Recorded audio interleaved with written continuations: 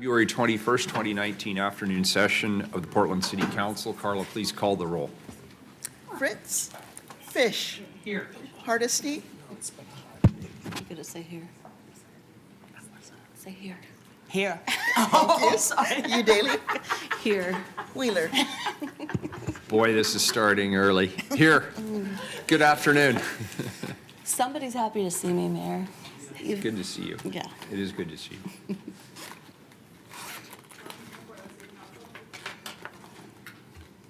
Welcome to the Portland City Council. The City Council represents all Portlanders and meets to do the city's business. The presiding officer preserves order and decorum during City Council meetings so everyone can feel welcome, comfortable, and respected and safe. To participate in council meetings, you may sign up in advance with the council clerk's office for communications to briefly speak about any subject. You may also sign up for public testimony on resolutions or the first readings of ordinances. Your testimony should address the matter being considered at the time. If it does not, you may be ruled out of order. When testifying, please state your name for the record. Your address is not necessary. Please disclose if you are a lobbyist. If you are representing an organization, please identify it. The presiding officer determines the length of testimony. Individuals generally have 3 minutes to testify unless otherwise stated. When you have 30 seconds left, a yellow light goes on. When your time is done, a red light goes on. If you are in the audience and would like to show your support for something that is said, please feel free to do a thumbs up. If you want to express that you do not support something, please feel free to do a thumbs down. Please remain seated in council chambers unless entering or exiting. If you are filming the proceedings, please do not use bright lights or disrupt the meeting. Disruptive conduct, such as shouting or interrupting testimony or council deliberations, will not be allowed. If there are disruptions, a warning will be given that further disruption may result in the person being ejected for the remainder of the meeting. After being ejected, a person who fails to leave the meeting is subject to arrest for trespass. Thank you for helping your fellow Portlanders feel welcome, comfortable, respected, and safe. Thank you very much. Carla, could you please read the first item, item 158? Extend the state of housing emergency operational efficiencies and identify council powers, specify a 24-month duration, and waive portions of the Portland zoning code.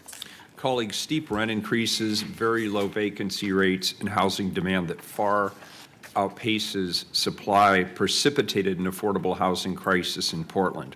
To address the tremendous suffering of unsheltered people and households on the brink of homelessness, the City Council declared a homelessness state of emergency back in 2015. We're still very much in this state of emergency and continue to work in multiple ways to mitigate emergency conditions. And today our presenters are going to walk us through these actions. Administratively, first of all, I want to note that Commissioner Udaley is here today, and we are more than happy to see her back with us today. Our thoughts have certainly been with you in the last several days, and we're glad to see you back. Her presence also gives us the opportunity to amend this to put the emergency clause back on, which I'd like to move. So moved. So we have a motion Second. and a second. We'll make that a motion for Commissioner Hardesty and a second for Commissioner Fish. That is to restore the emergency clause on item 158. Please call the roll. Do we have the language for that? Do we need language for that? Legal counsel. Yes, we need some language. Was there language on a pre-existing version of it? Not that I did have have in one. my hand. This wasn't an original emergency as submitted. I don't. Oh, do you have something, Rebecca? We usually have Commissioner Fritz.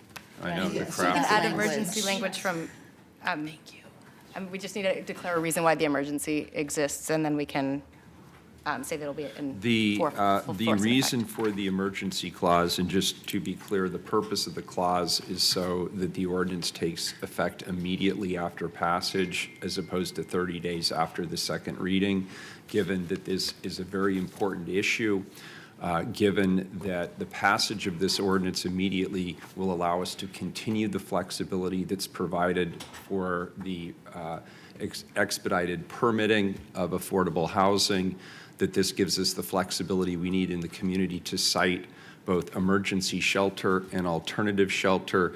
And given that this allows us to continue to site storage, what do you call them? Storage lockers across the city of Portland. The city council therefore finds it's in the public interest to declare an emergency on item 158. How's that? That sounds good, thank you. Not as good as Commissioner Fritz would have done, but passable. Please call the roll. Fish. Here. Excuse me, aye. Hardesty. Aye. Udaly. Aye. Wheeler. Here, and aye. The amendment's on the table. Colleagues, we will now hear from our panel, Shannon Callahan from the Portland Housing Bureau, Joe Zender from the Bureau of Planning and Sustainability, and Rebecca Esau from the Bureau of Development Services, and Joshua Bates from the Joint Office of Homeless Services. Good afternoon. Thanks for being here. Good afternoon, Mayor. Shannon Callahan of the Portland Housing Bureau. Our presentation this afternoon will provide an overview of the city's declarations regarding a housing emergency, actions the city and our partners have taken directly related to the declarations of emergency, as well as next steps related to this requested extension. In October of 2015, City Council first established a housing state of emergency. This declaration of emergency gave the city expanded authority, as the mayor has said, to site day storage units, expeditiously issue permits for shelter and alternative shelters, and in 2016, established an expedited design review process for new affordable housing developments. When the city first declared the emergency, we were experiencing some of the highest rent increases in the nation, coupled with an extremely low vacancy rate for housing, which unsurprisingly increased the number of people experiencing homelessness and needing shelter and permanent housing. In the intervening time, while rent growth has slowed and vacancy rates have increased, we have simultaneously doubled the number of people we are assisting with shelter and permanent housing, though the need in our community persists, and the need to continue the powers we were granted under the Declaration of Emergency continue. As a result of the emergency, the city has increased funding for housing and homelessness, created new policies and programs to help us solve the crisis. Since the time of the declaration, we have stepped up our investments in both housing and services. Last year, we opened 800 new units of permanently affordable housing, providing stable quality homes throughout our community for more than 1,800 people. And this year, we expect to open the doors to 1,000 more new units. Since the initial declaration, the city has adopted a comprehensive inclusionary zoning program, ensuring that new developments are part of the solution to the crisis, not contributing to the problem. By requiring all that new developments over 20 units include affordable housing. As a result, we already have over 362 units in process or in operation today. I'd now like to turn it over to Joshua Bates, who's joining us from the Joint Office of Homeless Services. Thank you. Greeting Mayor and council members. My name is Joshua Bates. I'm the new equity manager for the Joint Office of Homeless Services. I've actually been in the role for about 2 months now, so this is my first large public meeting. I'm here today on behalf of our director, Mark Jolin, and our deputy director, Patricia Rojas, who are both unfortunately not able to attend and are out of town. The Joint Office of Homeless Services is very supportive of the proposal before you to extend the state of emergency for an additional 2 years. As Shannon pointed out, underneath the state of emergency, the city and the county have significantly increased investments in homeless services. And with these investments, we've been able to respond to the crisis in unprecedented ways. As tens of thousands of people have lost their homes, we've been able to respond by dramatically increasing our prevention, housing placement, and sheltering efforts. And I meant to say housing, as tens of thousands of people have lost their housing.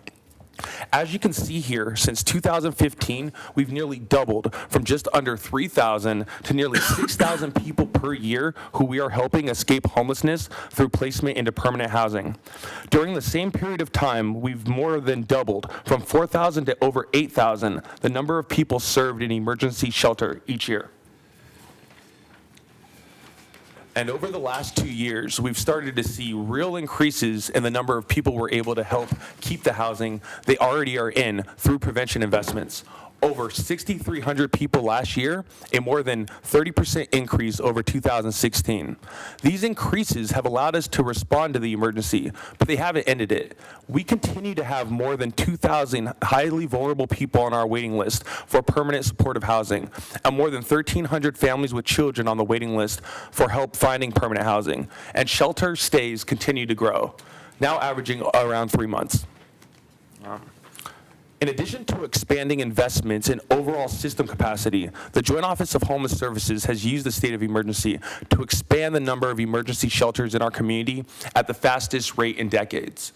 We have used the declaration of the state of emergency to help us open more than 650 new beds of year-round shelter for men, women, couples, families with children, veterans, and domestic violence survivors. We've distributed those shelters geographically, and we've removed the barriers that traditionally kept many of the most vulnerable people out of our shelters. We've also used the state of emergency to launch new alternative shelter, the Kenton Women's Village, to help relocate Right to Dream 2 and to begin the process of relocating Hazelnut Grove.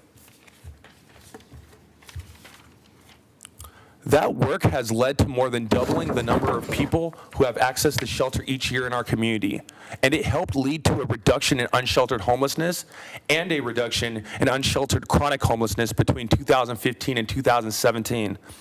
That work has also led to national recognition for the transformation of how we provide shelter in our community. But our shelter system expansion and transformation is not complete.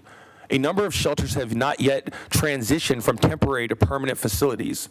We are in the midst of creating new service-enriched shelters in East and downtown Portland. And importantly, we continue to work to stabilize our alternative shelters, to put them on sound footing and create the possibility for the creation of additional community-led alternative shelter sites. Continuing the state of emergency allows us to complete this work, to partner with our partners at BPS and BDS, to modernize the shelter and temporary housing codes to ensure that they are well aligned with what we are learning about the best, most cost-effective practices in the provision of emergency shelter in terms of shelter types, locations, sizes, and programming. Thank you.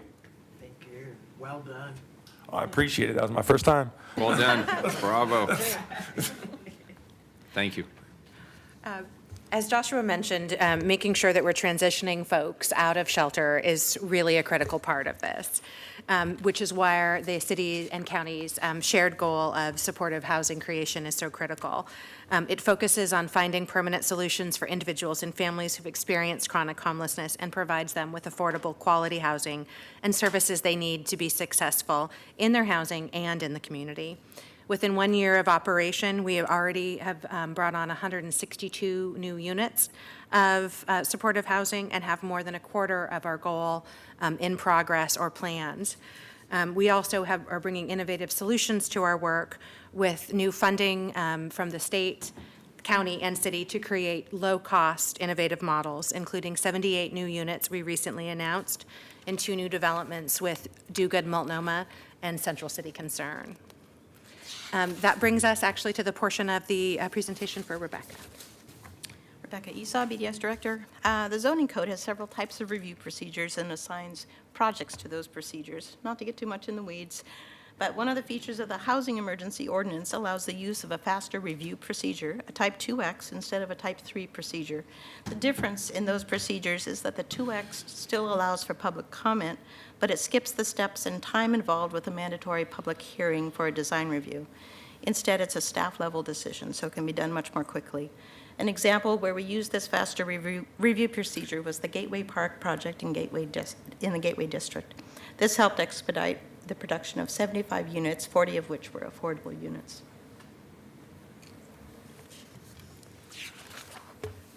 The declaration of emergency has also allowed us to cite 2 day storage units that provide secure dry storage facilities for folks' personal belongings during the daytime. One of those facilities is located under the Steel Bridge and has space for 60 users to store their belongings, as well as 24/7 restroom access and safe disposal of biohazards. The other day storage unit is currently located within Hazelnut Grove and is staffed by Hazelnut Grove residents. So I think the next piece is mine. I'm Joe Zender with the Bureau of Planning and Sustainability. So part of what why we're recommending the extension of the emergency is to complete our work on some code provisions that, as you have heard, will help legitimize on an ongoing basis and actually create more opportunities for the storage units, for temporary housing, and for this accelerated review process. Throughout the emergency, the life of the emergency, we've had a number of zoning code change packages that we've brought forward through City Council. We increased the number of sites and the size of possible for shelters across the city. That was a discrete package. We addressed the protections for manufactured home communities. That was under the rubric or under the umbrella of the emergency. Inclusionary housing and some of the other programs to increase the housing production have been part of that. With this, we will take some of the things that we've learned and been working on with the Joint Office and with the Bureau of Development Services and make them an ongoing part of our zoning code and our programs, our tools to address the shelter issues. So that concludes our panel of overview, and I know that you have some invited panels from a number of different providers who are working on the state of emergency. Yes, we do. Are there any more questions for this panel before we send them back to their seats? Mayor, I just have a Commissioner question. Fish. My agenda says that we've set aside a particular amount of time for both items 158 and 159. We've not yet read 159. Do you intend to take that up separately? Yes, I was advised just prior to this hearing that we need to have that one read separately. Okay.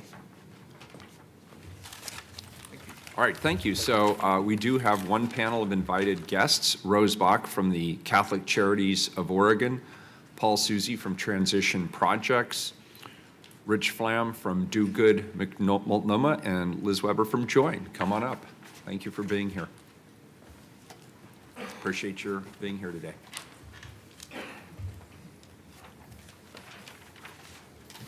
You can start, Mayor. Good afternoon, Mayor Wheeler, Commissioners. My name is Rose Bach. I'm the Director of Housing and Homeless Services at Catholic Charities of Oregon. I'd like to take just a moment to thank you all for your commitment and the work that you have done over the years to help people who are experiencing homelessness and to serve the most needy in our community. And I appreciate you considering this resolution today. Catholic Charities of Oregon urges you to extend the state of emergency. The flexibility that it allows has been invaluable to homeless providers around the region. One of the best examples of this is our Kenton Women's Village, which you're likely familiar with. It provides safe sleeping pods with a locking door for women who have experienced long-term homelessness. Some women have been homeless for up to 10 years and do not feel safe in shelters before they come into the Kenton Women's Village. We have placed 21 of these women into permanent housing over the last 18 months or so, and I'm pleased to tell you the last 3 women from our original site have all been accepted into housing and will be moving into permanent housing in the next couple of weeks, which will bring our number up to 24. It's very exciting. Catholic Charities really appreciates the flexibility and the innovation that the state of emergency has allowed us to try new things like Kenton. I think without innovation and without flexibility, we cannot solve this crisis. We need to be able to look at things in a new way.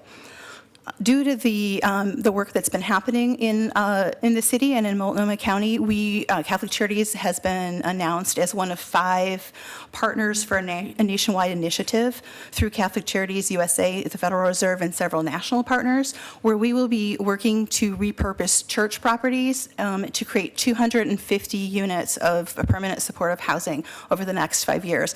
We just announced it this morning. We're quite excited about it. And when we had our national site visit, we talked to them at length about the flexibility that we had received through the state of emergency, the work that we've done with the city and the county and the Joint Office, and with all our homeless service providers. And they expressed to us how impressed they were with the work that we're doing in this community, and that's one of the reasons they chose to partner with this community for this exciting new initiative. As we move forward, we'll be looking forward to using some of the flexibility of the state of emergency as we create these 250 units. We will be able to use the state of emergency to accelerate the development and the repurposing of church property, the building of new buildings. It will help us as we look for new alternative models like Kenton Women's Village, and we hope to create another village in the next year or two. And most importantly, it will allow us to move people off the streets. I think we all agree even one night on the street is too much, and any flexibility that we can have to help move folks off the street, help them access services if they need it, and help them get into permanent housing is the best for us and for our community. So I thank you so much for your partnership on this and urge you to support this. Thank you. Thank you. Good afternoon. Good afternoon. My name is Paul Soucy. I am the manager of one of the newest emergency shelters for transition projects, the Walnut Park shelter located on MLK and Killingsworth in Northeast Portland. We have 80 beds for men, women, and couples, and we're open every night. Prior to managing Walnut Park, I've also had the opportunity to work at almost every shelter authorized under the state of emergency. Peace 1, Columbia 1, Columbia 2, Peace 2, Fifth Avenue, Willamette Center, Y East, and now Walnut Park. Each night, I see firsthand the value of shelter services for folks struggling to regain stability, end their homelessness, and move forward with their lives. I'm therefore here today to urge that the state of emergency be extended so that our community can further strengthen our shelter services and ensure that they link up more efficiently to the one thing that truly ends someone's homelessness: housing, affordable housing. Over the past 3 years, the state of emergency has allowed transition projects to significantly expand emergency shelter options in our community. And at present, more than 700 men, women, and couples shelter with us each night across our 8 different locations. I'm immensely proud of that on a personal level and on a civic level. I'm proud of this community for doing that. The state of emergency has enabled us to pilot low-barrier shelters that welcome people as they are and thereby overcome the reluctance many folks have living on the streets that have traditionally felt about coming inside. We welcome partners, we welcome pets, we welcome possessions, and these facilities have made shelter services significantly more accessible to folks with nowhere else to turn. And yet we know that the demand for shelter still far exceeds capacity, as evidenced by the roughly 1,700 people still living unsheltered in our community each night.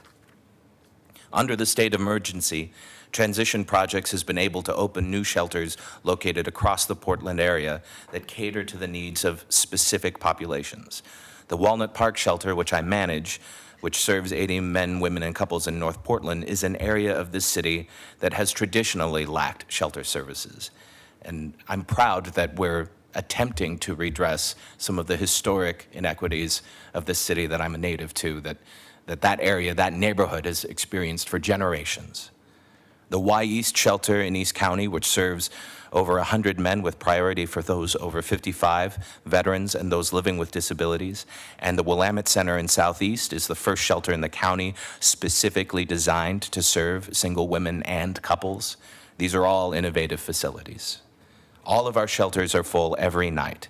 They're filled with people who need deeply affordable housing, and many also need wraparound support services to be successful in that housing to begin with.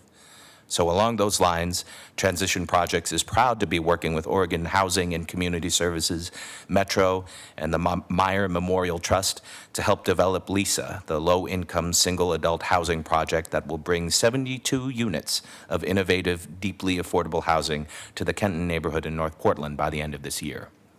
The continuation of the state of emergency is critical to ensuring that affordable housing developments like LISA move through the system as quickly as possible, and that we are able to make progress on this community's commitment to permanent supportive housing.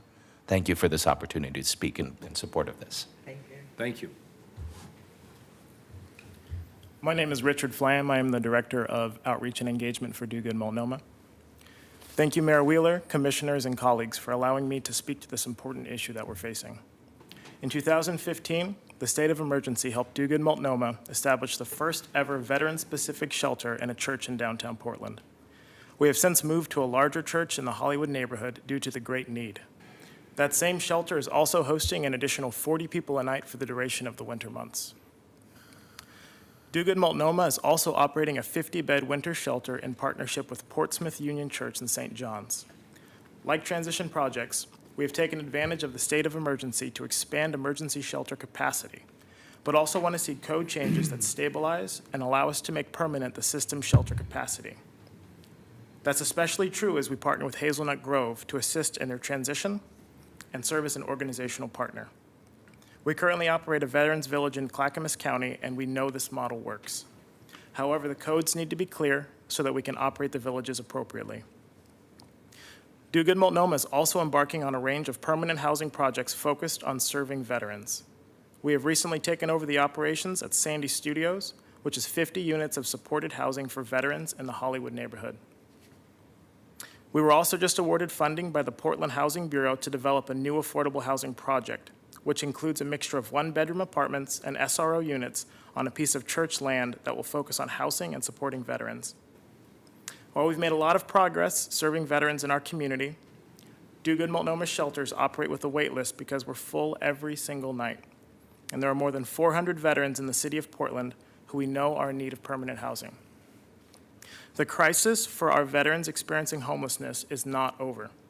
In the country they enlisted to protect, we can honor their service by ensuring they have access to basic emergency shelters and, more importantly, quality affordable housing. By defending this country, veterans have invested in creating a place that ensures basic human rights, perhaps none more important than affordable housing for themselves and for the people that they served. Thank you for your time. Thank you. Appreciate your being here. Good afternoon. Good afternoon. My name is Liz Weber, and I'm the program coordinator of a multi-agency in-reach housing team led by Join. This team was created with new funding introduced in response to the state of emergency.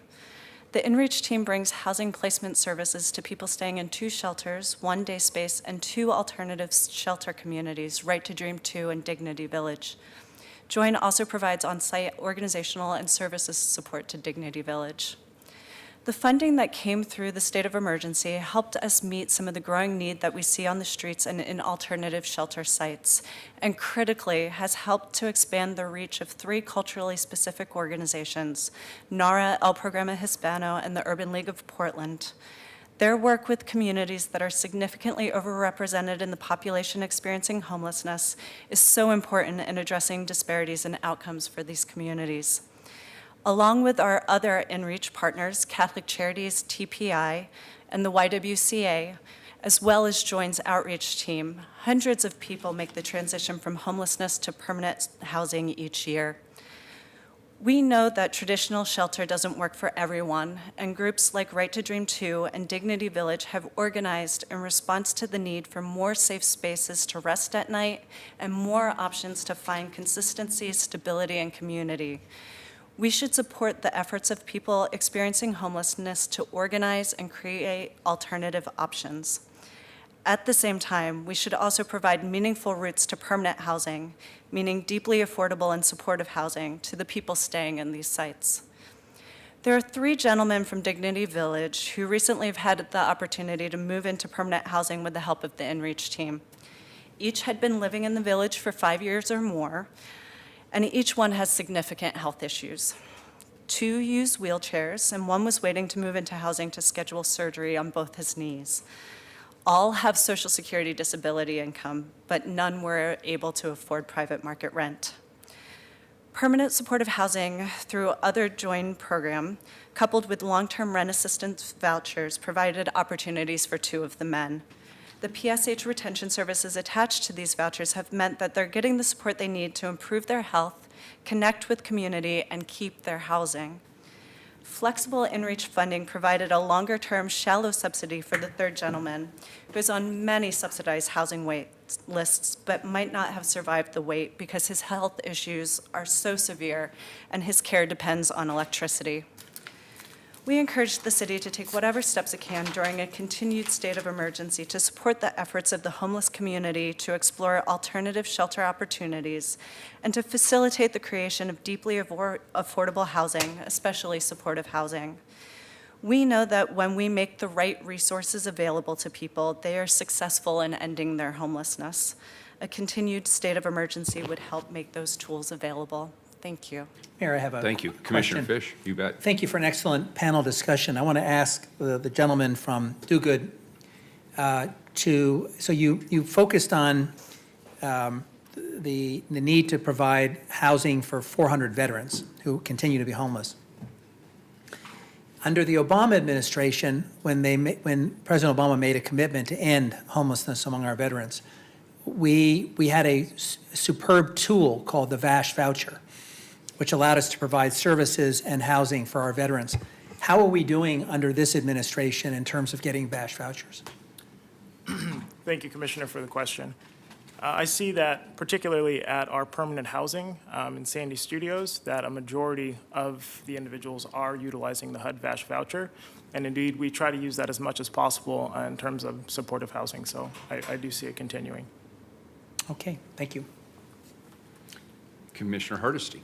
Thank you. I'm sorry, the gentleman next to Do Good, what was your name again? My name is Paul Soucy. Paul, I had a question for you. You spoke so passionately about all the shelters that you worked in, and so you probably have more expertise than most folks about what is being experienced on the ground every single day.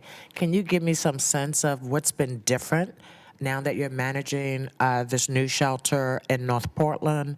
How's that different than the other shelters that you've worked at? Yes. I wouldn't necessarily ascribe this to North Portland, but what I'm experiencing, so I first started as a residential host for transition projects in the fall of 2015.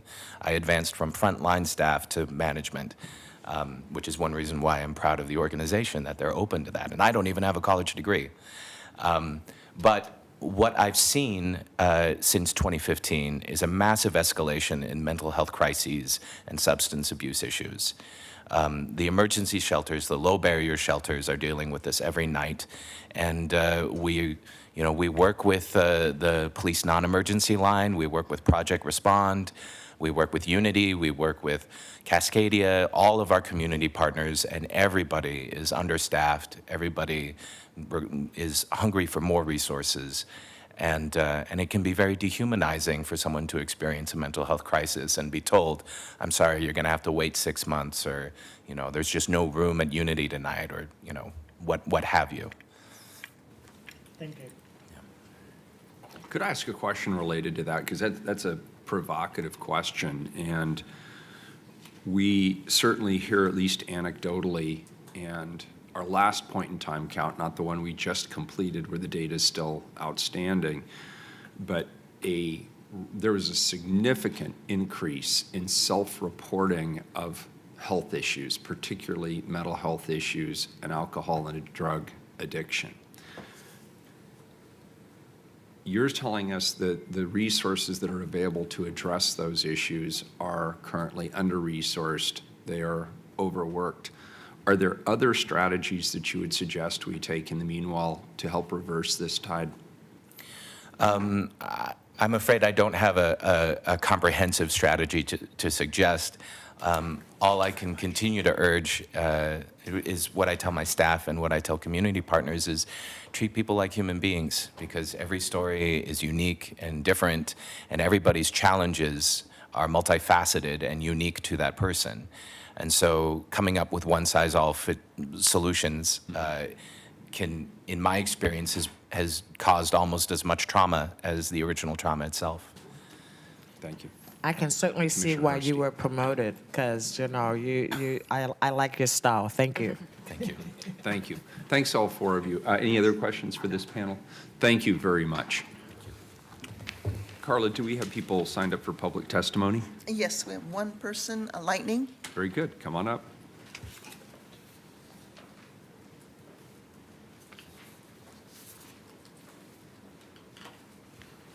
Good afternoon.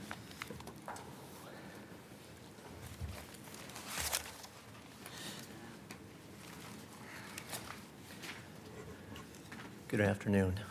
My name is Lightning. I represent Lightning Superhumanity. I do agree with this. I would like to have an understanding that we do not call it the state of emergency. We are the city of Portland. We are not the state.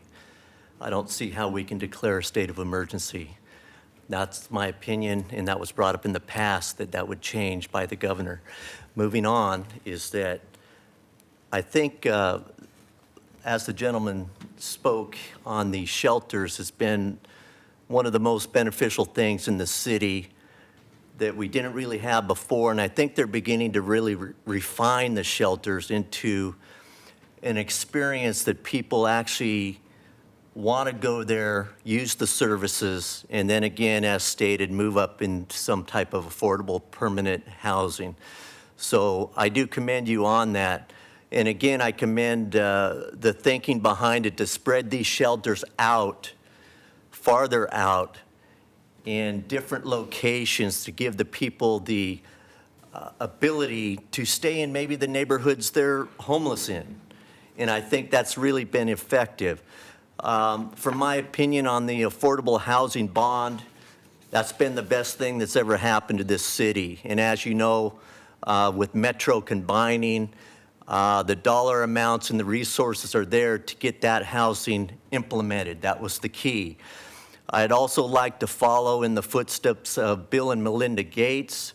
I'd like to see a $500 million initiative put together for the city of Portland to offer low-interest loans to the developers to be paid back, and then continuously keep funding that out. And I'd like more research on the Bill and Melinda Gates initiative that they did in Seattle and the Puget Sound area, and try to get that put into place here. Also, I want more of a focus on those 8,000 units at the baseball stadium. There's no reason why these investors can't begin to commit those units before they do their stadium, before they do anything else. I'd like to see them commit to more of the 0 to 30% units, supportive housing, start bringing in money from Seattle, other locations, and show that you're also here to take care of the homeless, even if that stadium doesn't happen. Build those 8,000 units, start now, and show the city that you really are here to take care of the people, and then possibly get your stadium put into place. So again, everything is looking good. The machine is looking good. It's moving forward in a positive manner. And again, I think Portland is a place to look at and say, they're doing something right, but it's a very difficult situation. And again, just real fast, my focus is on the heroin addicts, the meth addicts, the opioid addicts, the people laying on the sidewalks. That is torture under a tarp. It is torture in my mind. We need to offer them treatment into shelters with services, into housing. It is torture in this city to allow that to take place with people who have addictions that could lead to suicide. And there's no reason to allow that anymore to happen. Get them into housing or shelters. Thank you. Thank you. Appreciate your testimony. Any further discussion? Carla, please call the roll. Wait a minute. I'm sorry? Commissioner Udaly has amendments. Oh, I'm sorry, I didn't Sorry. get them. Okay, we have Commissioner Udaly. Thank you, Mayor. As you know, I've been out for several days, as you referenced earlier. I'm scrambling to get up to speed on these items, and I just want to offer some amendments really for the sake of discussion. I've heard from the mayor's office that they don't feel that these are the right place to stick these Thank you. amendments, but I think they warrant conversation. So first, I will start by saying that 4 years ago this month, I stepped into the housing justice arena, and it changed the course of my life. I ended up here. I was also a part of a large contingent of advocates and activists, including my director of policy, Jamie Duhamel, who were called on the city in 2015 to declare a housing state of emergency. We were somewhat gratified by the recognition of that emergency, but we certainly weren't satisfied with the measures that the city took, and we're still not satisfied. And in saying that, I don't mean to dismiss the hard work that many people in this room have done We need to acknowledge our accomplishments, but we obviously can't celebrate when we've got thousands of people still suffering, either on the streets, in our shelters, or under burdensome housing costs. So I appreciate the specific directives in this ordinance to make sure we're permanently changing the way we address housing and homelessness beyond the parameters of a temporary housing crisis. Myself and my office have been working pretty much nonstop on these issues since the day we arrived in City Hall. In addition to our work around tenant protections, I also co-chair the Joint Office on Homeless Services. We participate in the All In Cities Anti-Displacement Network through PolicyLink. We're currently identifying PBOT-owned right-of-ways to site more alternative shelters. And we, as a team, have invested hundreds of hours researching, discussing, and drafting policies that could help mitigate the damages of this crisis, as well as help prevent displacement from creating new crises in the future. Yet we continue to face the ever-present obstacle of a lack of funding, and that's what I want to talk about today because it's really not addressed in the existing declaration or in what we're passing today. So, as an example, we spent months with community members, housing providers, and real estate representatives drafting a policy to allow tenants the opportunity to purchase rentals when owners choose to sell. This is a program that's worked really well in Washington, D.C., and has resulted in considerable investment in permanent affordable housing and home ownership opportunities for low-income households. However, without financial assistance for low-income renters to purchase and rehabilitate the properties, it would be a mostly empty gesture that would fail to benefit the people we are trying to assist. Commissioner? Yes. Could you yield for 1 second? Sure. I was not aware that we were going to have amendments today, and perhaps my colleagues were, but there is a procedural challenge to raising amendments at this stage, which is an amendment would then be subject to public testimony in favor or against, and would in effect reopen the hearing for that purpose. Is your intent, and I'm asking this sincerely because I was not aware that amendments were being offered, is your intent to highlight some tenant protection issues and some funding issues at the sort of beginning of our budget process to focus our attention, or is it to substantively amend this particular ordinance? As I said at the outset, my intent is to offer these amendments for the sake of discussion. I want to have them on public record. I want everyone in the room and who's watching today to hear what I have to say. I'd like to have an opportunity to deliberate with my colleagues. I won't be disappointed if we don't ultimately advance them. But if we feel that they're worthwhile, then I don't think it would take up a lot more of our time to open it back up to public testimony, given that chambers are half full right now. So I'm going to continue with my comments. Thank you.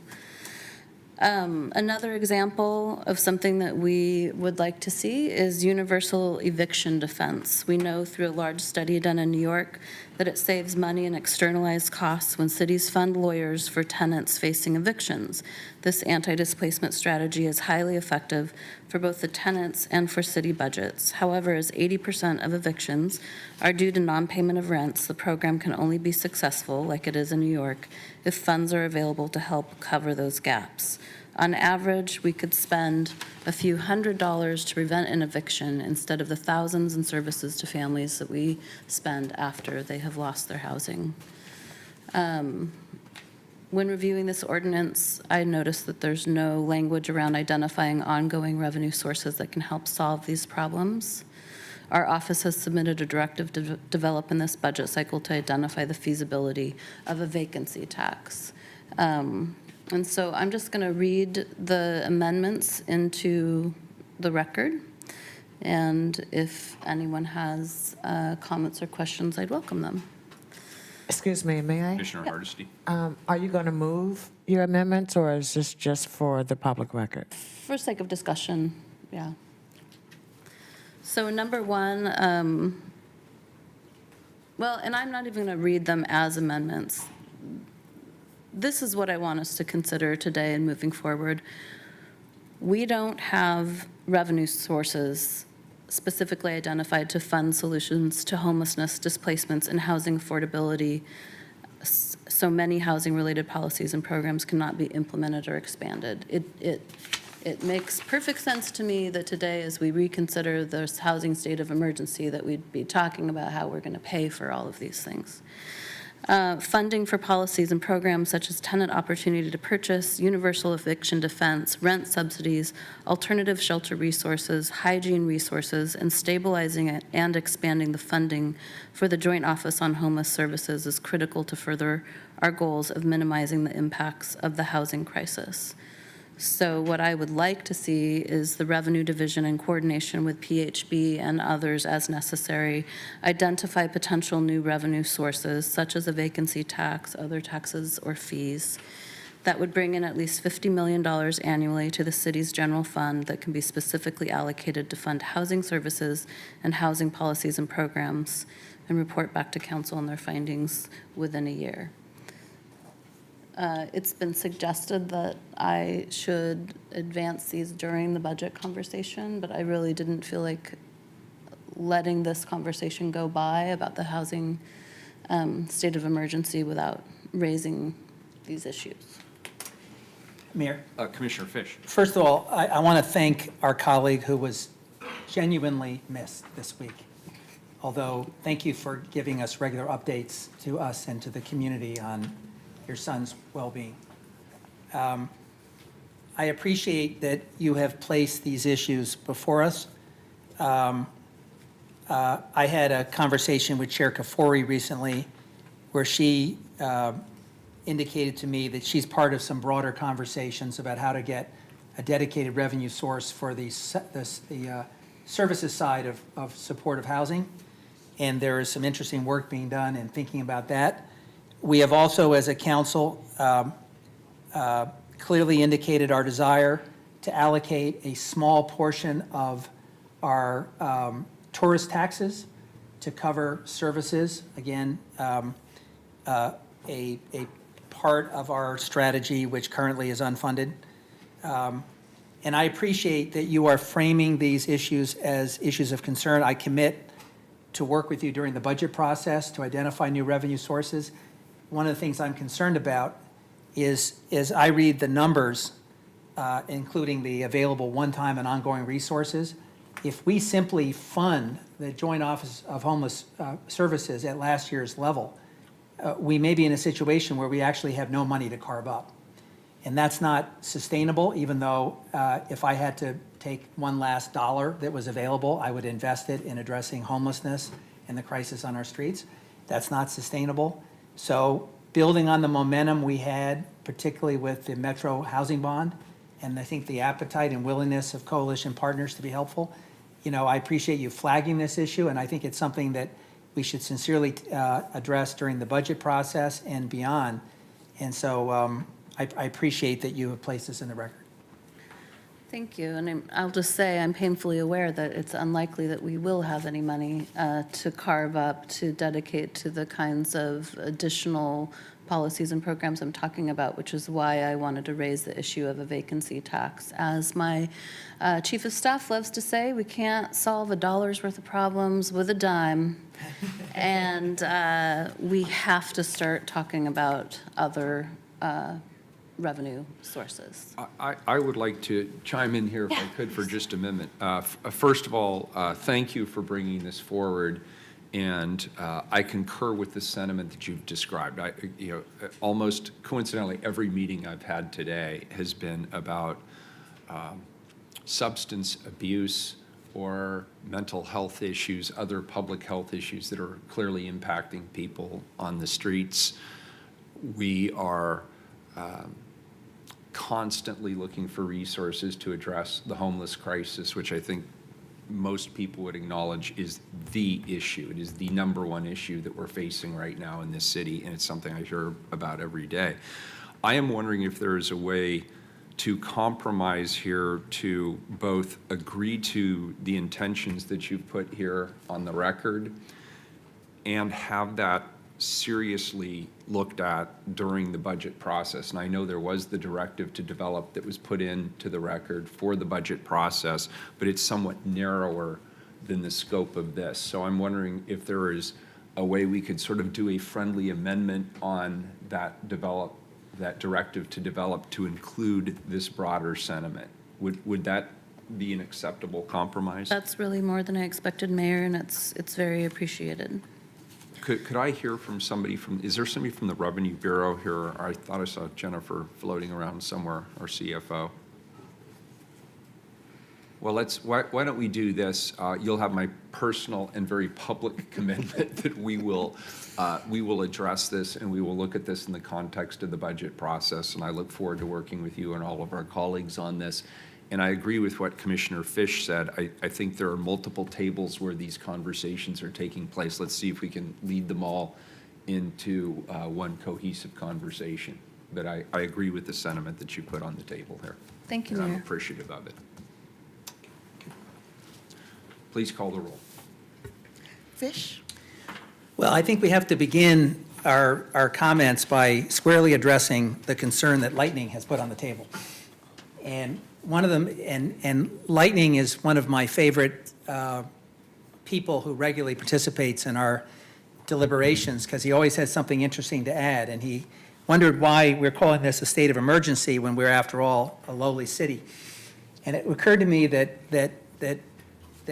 if I had my phone, I could solve this problem by just Googling the word state and come up with all the various definitions. But I think that we are all agreed that when we talk about state of emergency, we're talking about a circumstance and not a geographic boundary. We are talking about a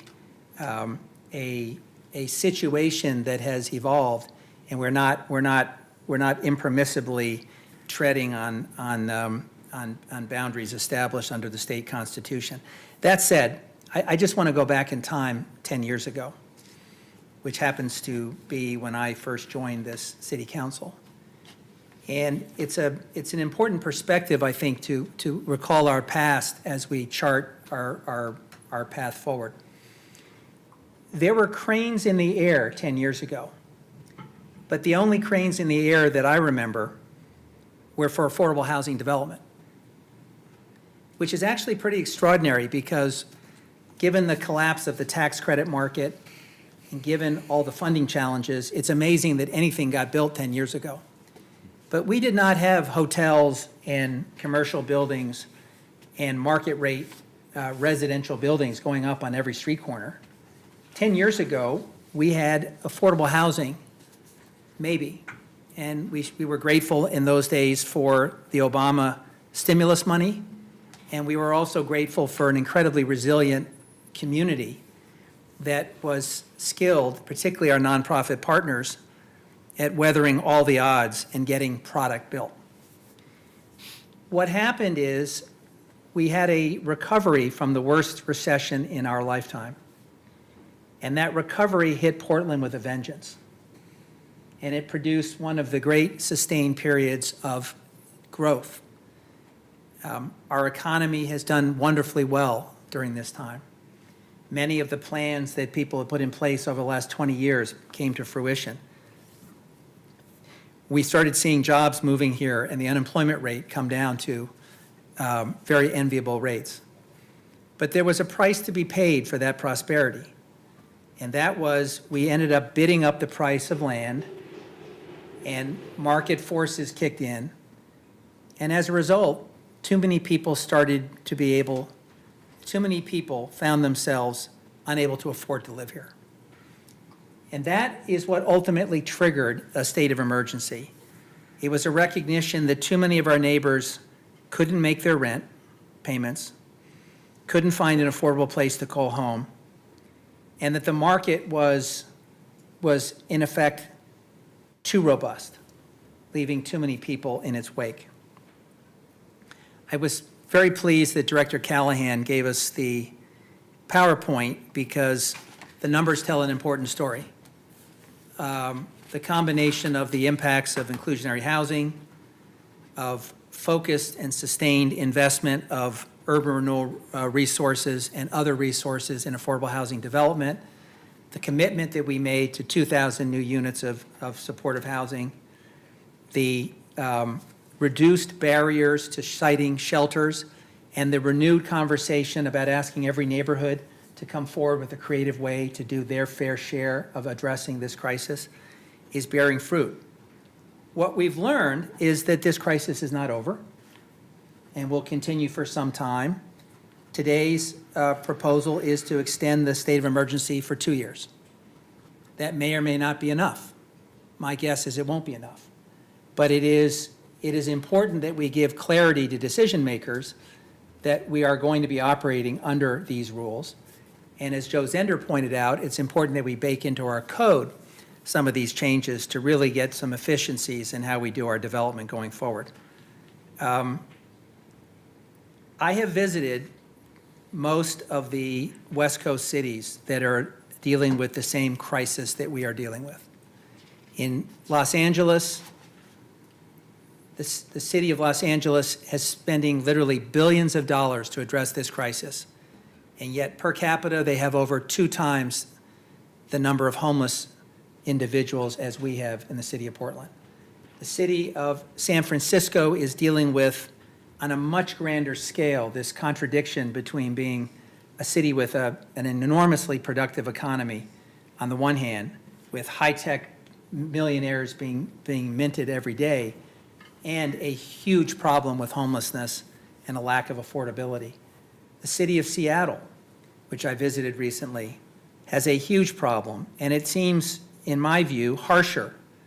It seems harsher and more prevalent than the crisis that we're experiencing. Why do I say this? I say this because we are not alone. But where we are different, in my opinion, and where I have seen a difference over my service on this council, is the capacity of community partners to step up and address the problem in a collaborative way. That really is what makes Portland different. And it is what I've heard from leaders in cities up and down the West Coast, that there is a level of collaboration here and effectiveness and cohesion that's different.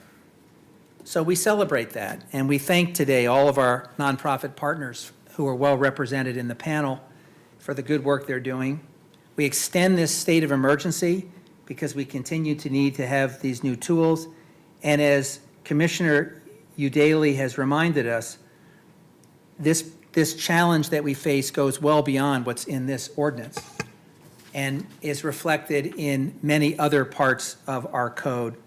And there are many other opportunities for us to do more and be better and be more strategic. So, Mayor, thank you for bringing this forward. Director Callahan and all the directors who spoke earlier, thank you for your testimony. To our community partners, thank you for your inspiring stories about what you're doing in the field. And this council is fully committed to your work, and today I'm pleased to vote aye. Hardesty?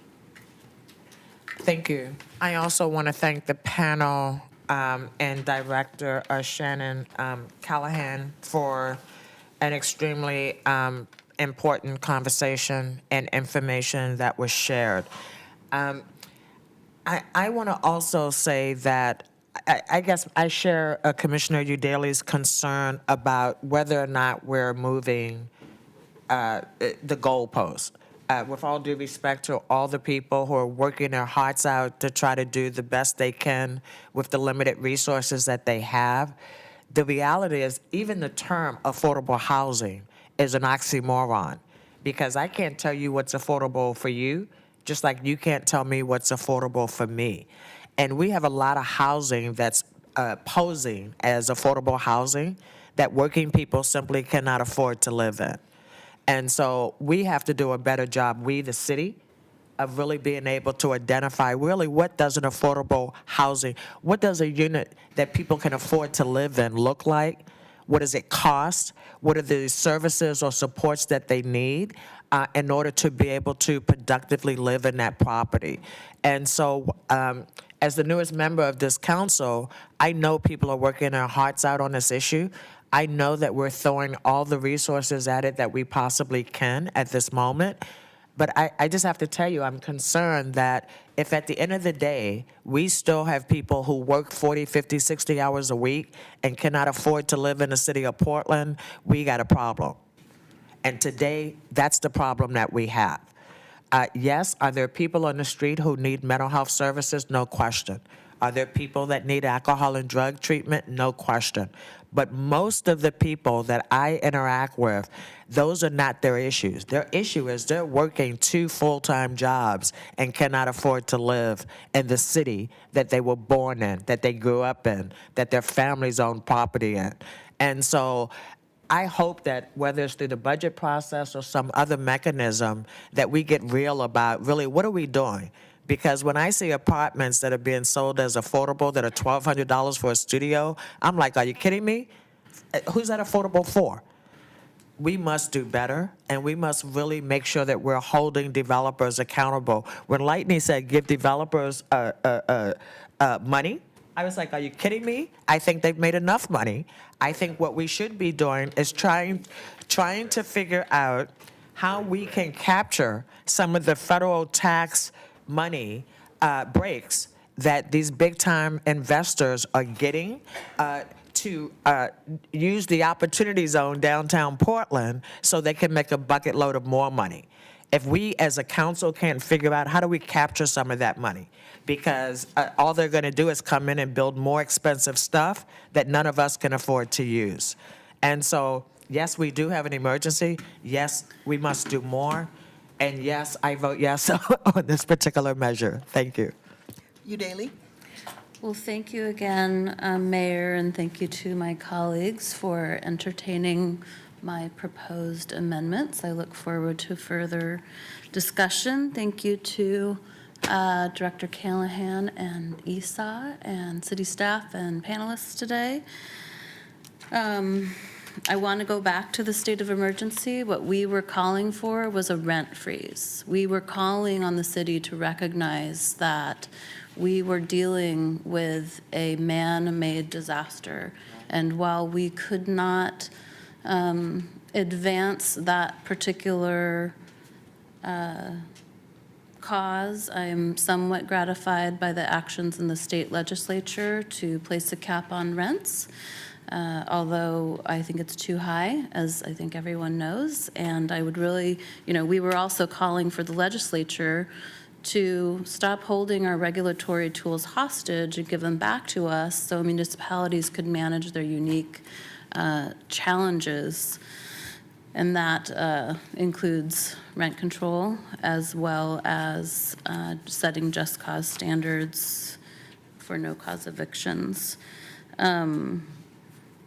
Commissioner Fish, thank you for that walk down memory lane, but I want to take us back more than 30 years when a group of powerful lobby interests in the landlord, real estate, and home building arenas pushed our legislature to ban rent control at a time when rents were relatively low and vacancy was high in Portland, setting the stage for what became open season on Oregon renters.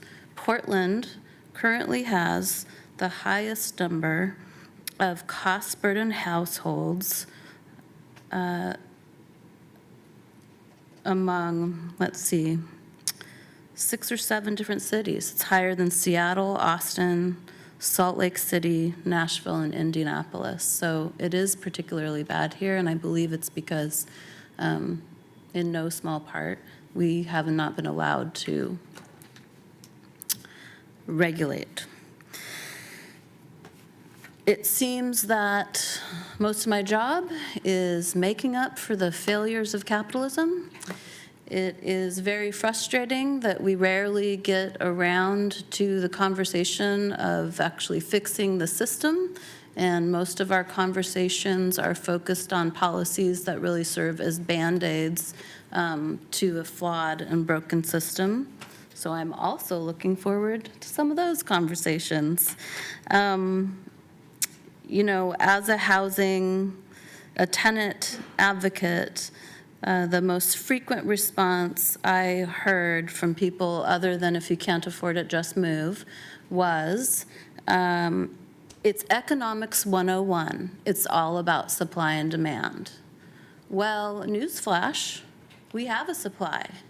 We have 16,000, an estimated 16,000 vacant apartments in the city of Portland. But we also have a gross product mismatch between the housing that was supplied and the demand that exists. So it's not economics 101, friends. It's actually a lot more complicated than that. And that is one of the many reasons that I really hope that we pursue the possibility of a vacancy tax. I can think of few other scenarios where we have people suffering on the streets and we have people hoarding a resource that is a basic need and a human right, and we don't see those people as, I want to choose my words very carefully right now. If you were sitting on a pile of food or medicine that people needed that was otherwise going to waste, you would be seen as a monster. If you are sitting on a pile of housing that people desperately need that is otherwise going to waste, it's just business. And I don't buy that. I think I'll leave it at that. It's been a really long couple weeks, friends, and I vote aye. Wheeler. Well, as you've heard today, there continues to be a shortage of workforce and affordable housing units in the city. There are, of course, stark disparities in economic prosperity, and that was highlighted by a report that was released last week by the Portland Business Alliance. And far too many people continue to live in unsheltered conditions on our streets. During the state of housing emergency, we've been able to provide basic and emergency services expeditiously and fast-track affordable housing projects without compromising quality. Since there continues to be an urgent need for services and shelter that cater to basic human needs, I believe it's imperative that we continue to support these services through this appropriate legislative solution. Given the dependency of these actions on a formal state of emergency, the current housing state of emergency should obviously be extended for another 2 years. This extension, from a practical sense, gives us the means to continue to provide a necessary safety net where city bureaus begin work on more sustainable long-term solutions, including but not limited to the legislative proposals that would amend Title 33 under this code to allow for the permanent siting of day storage units, expeditiously allowing for temporary housing and the issuance of permits related to shelter siting, and creating an expeditious process for design review of affordable housing projects. And therefore, I support this ordinance. I also just want to be crystal clear, this ordinance is very narrow in its scope. This is one of many tools that the City of Portland has brought to bear to address both the housing issue as well as the homeless issue. In addition to the great work that we're collectively doing with the county through the Joint Office of Homeless Services, which is providing prevention services and important shelter services for those who are currently on the street, including services around behavioral health or substance abuse, and providing, of course, the transition into housing. We at the city have been working very hard. I've worked alongside my colleagues on reforms to both planning and zoning throughout the city to be able to increase the supply of units. We have been very busily reforming our permitting process. We've been expediting targeted affordable housing units. We've supported renter protections. We have developed a record number of workforce and affordable housing units through the Housing Bureau during 2018 and 2019. We're on track to again deliver record results. And of course, we're working with our colleagues in the state legislature to support other ideas and concepts like Senate Bill 608 that could even further the supply of housing in our community. So this is one step. It's a necessary step. I vote aye. The ordinance is adopted. Thank you. And let's see, it is 3:10. Why don't we go ahead and read item 159, please? authorize a subrecipient contract with the Urban League of Portland for $214,000 for services in support of fair housing and renter protection. Director Callahan, why don't you go ahead and introduce the ordinance and your invited list of speakers? Good afternoon, Mayor and Commissioners. Shannon Callahan, once again, of the Portland Housing Bureau. I'm joined this afternoon by Kim Mccarty, our Renter Services Office Program Coordinator, and Donette Monk of the Urban League. We will be followed by Yesenia Delgado of Programa Hispano, Catlica, Cristina Dirks of Legal Aid Services, Alan Lazo of the Fair Housing Council of Oregon. So with that, I'm going to kick off the presentation. So the Portland Housing Bureau has sponsored an annual fair housing audit testing since 2013. We've tested based on a variety of different protected classes, including race, national origin, familial status, and disability. During our latest testing between March of 2016 and February 2018, we tested specifically on race and national origin. Testing showed evidence that differing information about rental terms and conditions, rent prices, move-in specials, deposits, application fees, and screening criteria were given to testers in protected classes, meaning that testers who presented as white were treated more favorably than testers who were of color or of a different national origin. And we also found in this testing, I think Alan Lazo can talk to you a little bit more about that agents continued to make statements as one would consider possible steering or discouragement of protected class testers from renting or even applying. These results, of course, just reinforce the lived experience that we continue to hear from members in our community that discrimination based on race and national origin persists.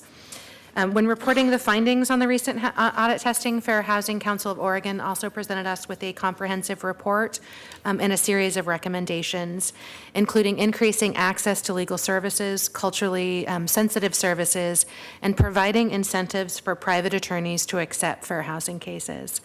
The contract you have before you this afternoon is part of our response to the most recent audit testing and those recommendations.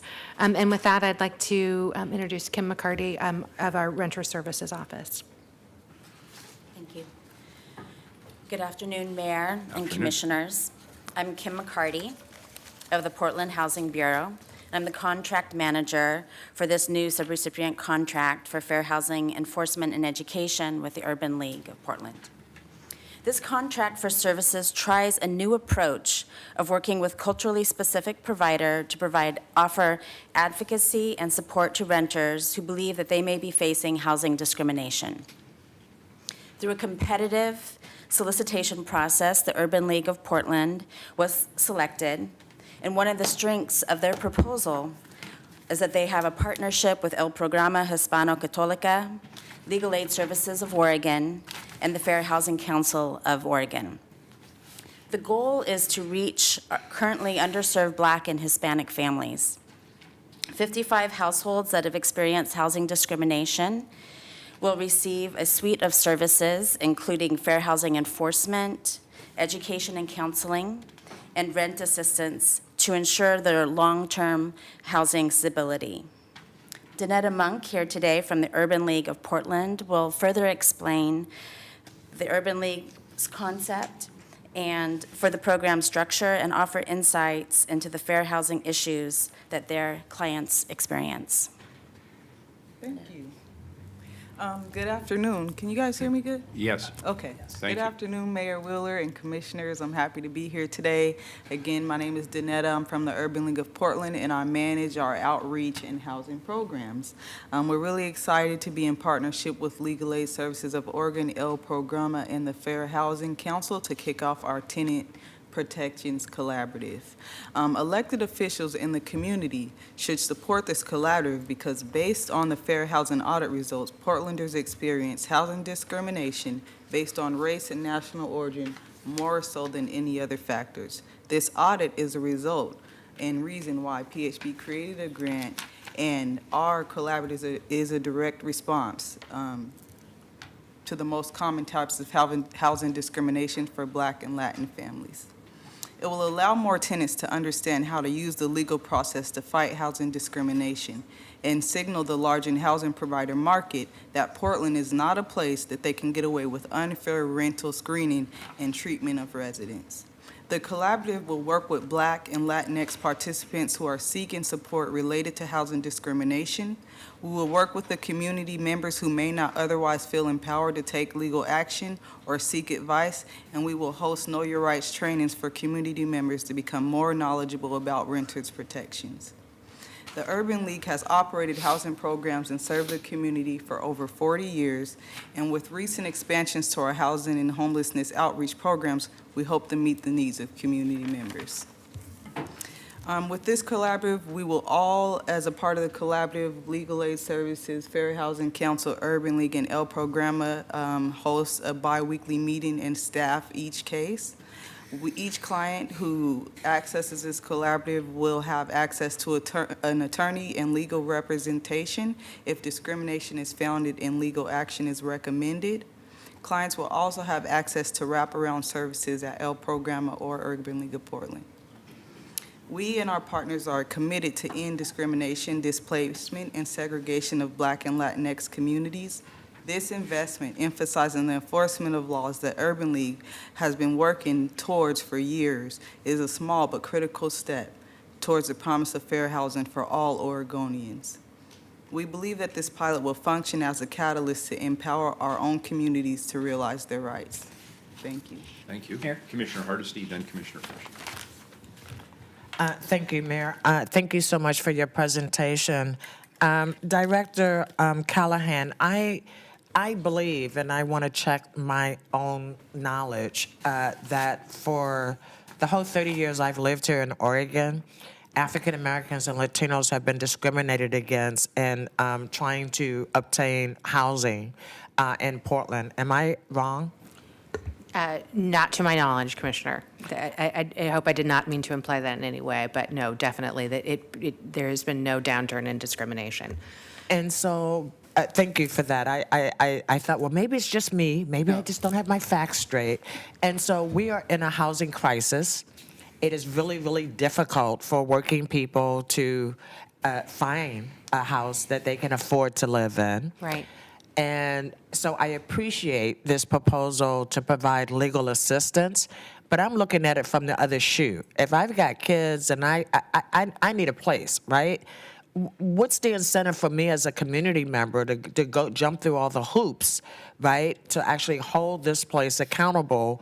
Because, you know, I'm probably not going to live there anyway because I had to actually find a house while they weren't letting me move into that one.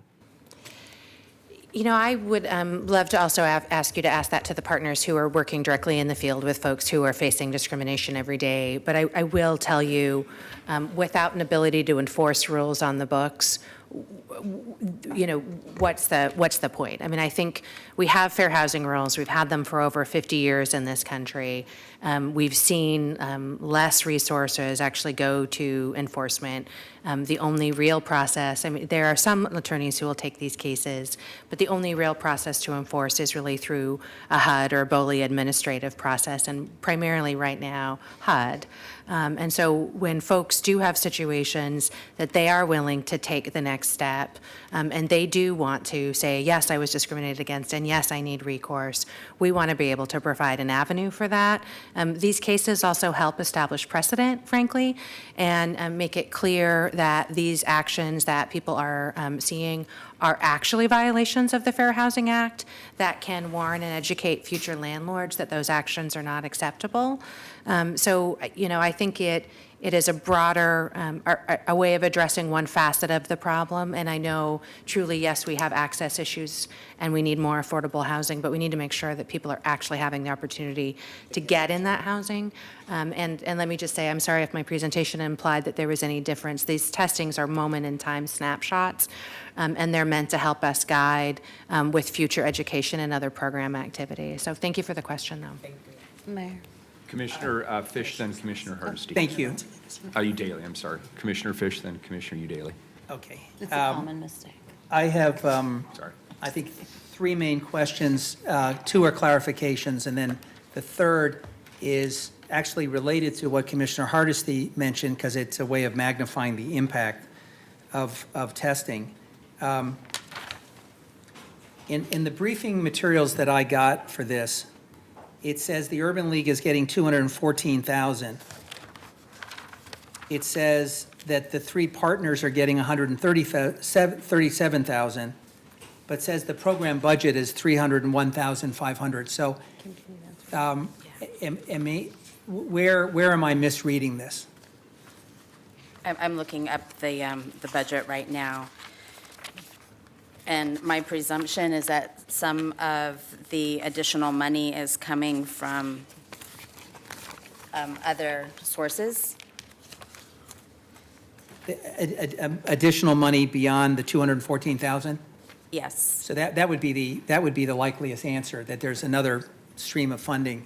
I can speak to that in the fact that we're leveraging some of our rental assistance through our Home Forward and Joint Office funds to support clients with rent assistance and emergency sort of deposits, utility assistance. And this grant specifically is going to focus more on the staffing of the case manager who's going to work on the collaborative. Okay, so there are other resources being brought in? Yes. Director Callahan, is that correct? Yes, that's my understanding. I think as Donette is saying, we want to make sure there's a full suite of services to folks who are facing housing discrimination. So it's just not the legal issues, but they're actually able to move folks into housing as well. Absolutely. My second question has to do with the amount that's actually going to the partners. The fair housing cases are expensive. Pursuing people's legal rights through the courts is expensive. What is your expectation of what that $137,000 of investment will mean in terms of the number of clients served? I think, Commissioner, as we discussed, we are planning on making sure that there are 55 households that are being served with navigation and support services, and then also 300 hours of direct representation to 30 clients, and 100 hours of technical assistance is what the contract calls for. Okay. So we're getting a very good legal deal from our partners. I'll say. And then here's my third point, and I think I see Alan Lazo is here, and he would, I think, amplify this. Commissioner Hardesty raised the question of why would someone go through this process, and what is the ultimate goal? Well, one of the reasons why you go through this process with a competent lawyer is you want to make a very public case around someone's unlawful discrimination. And you hope through that there's a change in business practices that impact other people that don't have to go through a lengthy and burdensome legal proceeding. But what we have found is that for that to be truly effective, we need to coordinate our activities as the Fair Housing Council of Oregon does, with the U.S. Attorney's Office, with the Department of Labor, and with others. So if we really want to bring the hammer down, there are other partners and tools. To what extent does this anticipate that those kinds of robust partnerships with federal law enforcement will be pursued? You know, Commissioner, there is obviously a collaboration with all of those partners. And I think Alan and the team at Fair Housing Council can tell you a little bit more about recent experiences. I think, they have shared with us a history of some of their cases and cases that they believe should have a determination made, but are not clear-cut cases and folks are not willing to advance. Good. So this will augment the already available services that they have at their disposal. But I just want to be clear. For some people, this will mean that they get an offer of tenancy. That's the ultimate outcome. They will get to live in the building that they were unlawfully denied access to. For others, the great weight of the legal system plus the federal government coming down on business practices that we reject as a community will change the culture, will change the way that they implement their business practices. And I want to give Alan, when he comes up, a chance to talk about that, because in some ways, that's the bigger club. Thank you. Commissioner Daly. I just wanted to take this opportunity to thank you for being here and to thank Urban League for their participation in and support of my office's work on our upcoming fair access in renting proposals, which aim to decrease barriers to housing as well as eliminate or substantially reduce opportunities for housing discrimination. And so I think our work goes hand in hand, and I just appreciate you being here today. Thank you so much. Very good. Thank you. Public testimony on this item, Carla? Yes, we have, we've got another Oh, I'm panel. sorry, we have another panel. I apologize. Come on up. If you could just state your name for the record, go ahead and give your testimony. Thank you for being here again, Alan. Appreciate it.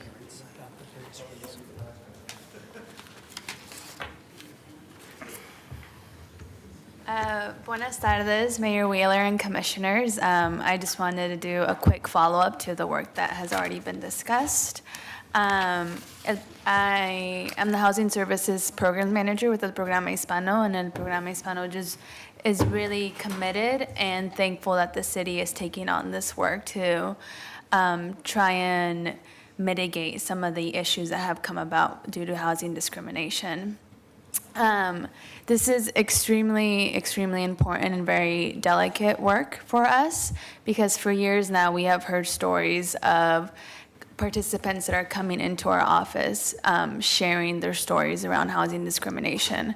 And what we do know is that the lack of a regulatory body to be able to enforce these fair housing rules is only, the issues that presents only is exacerbated when talking about communities of color. So like I said, for years now, we have heard these really egregious stories. In one instance particularly, a mother who really needed a place to stay had to sit through microaggressions and racist comments from a landlord just because she needed the apartment, and that was the only apartment that was quote-unquote affordable for her. But those were the circumstances that she had to deal with in order to stay housed. And this is even a more particular situation, given that we are a culturally specific agency for the Latinx community. And as you all might know, due to the current political environment that has with issues like public charge that has already made it very difficult for the Latinx community to trust government and law enforcement individuals.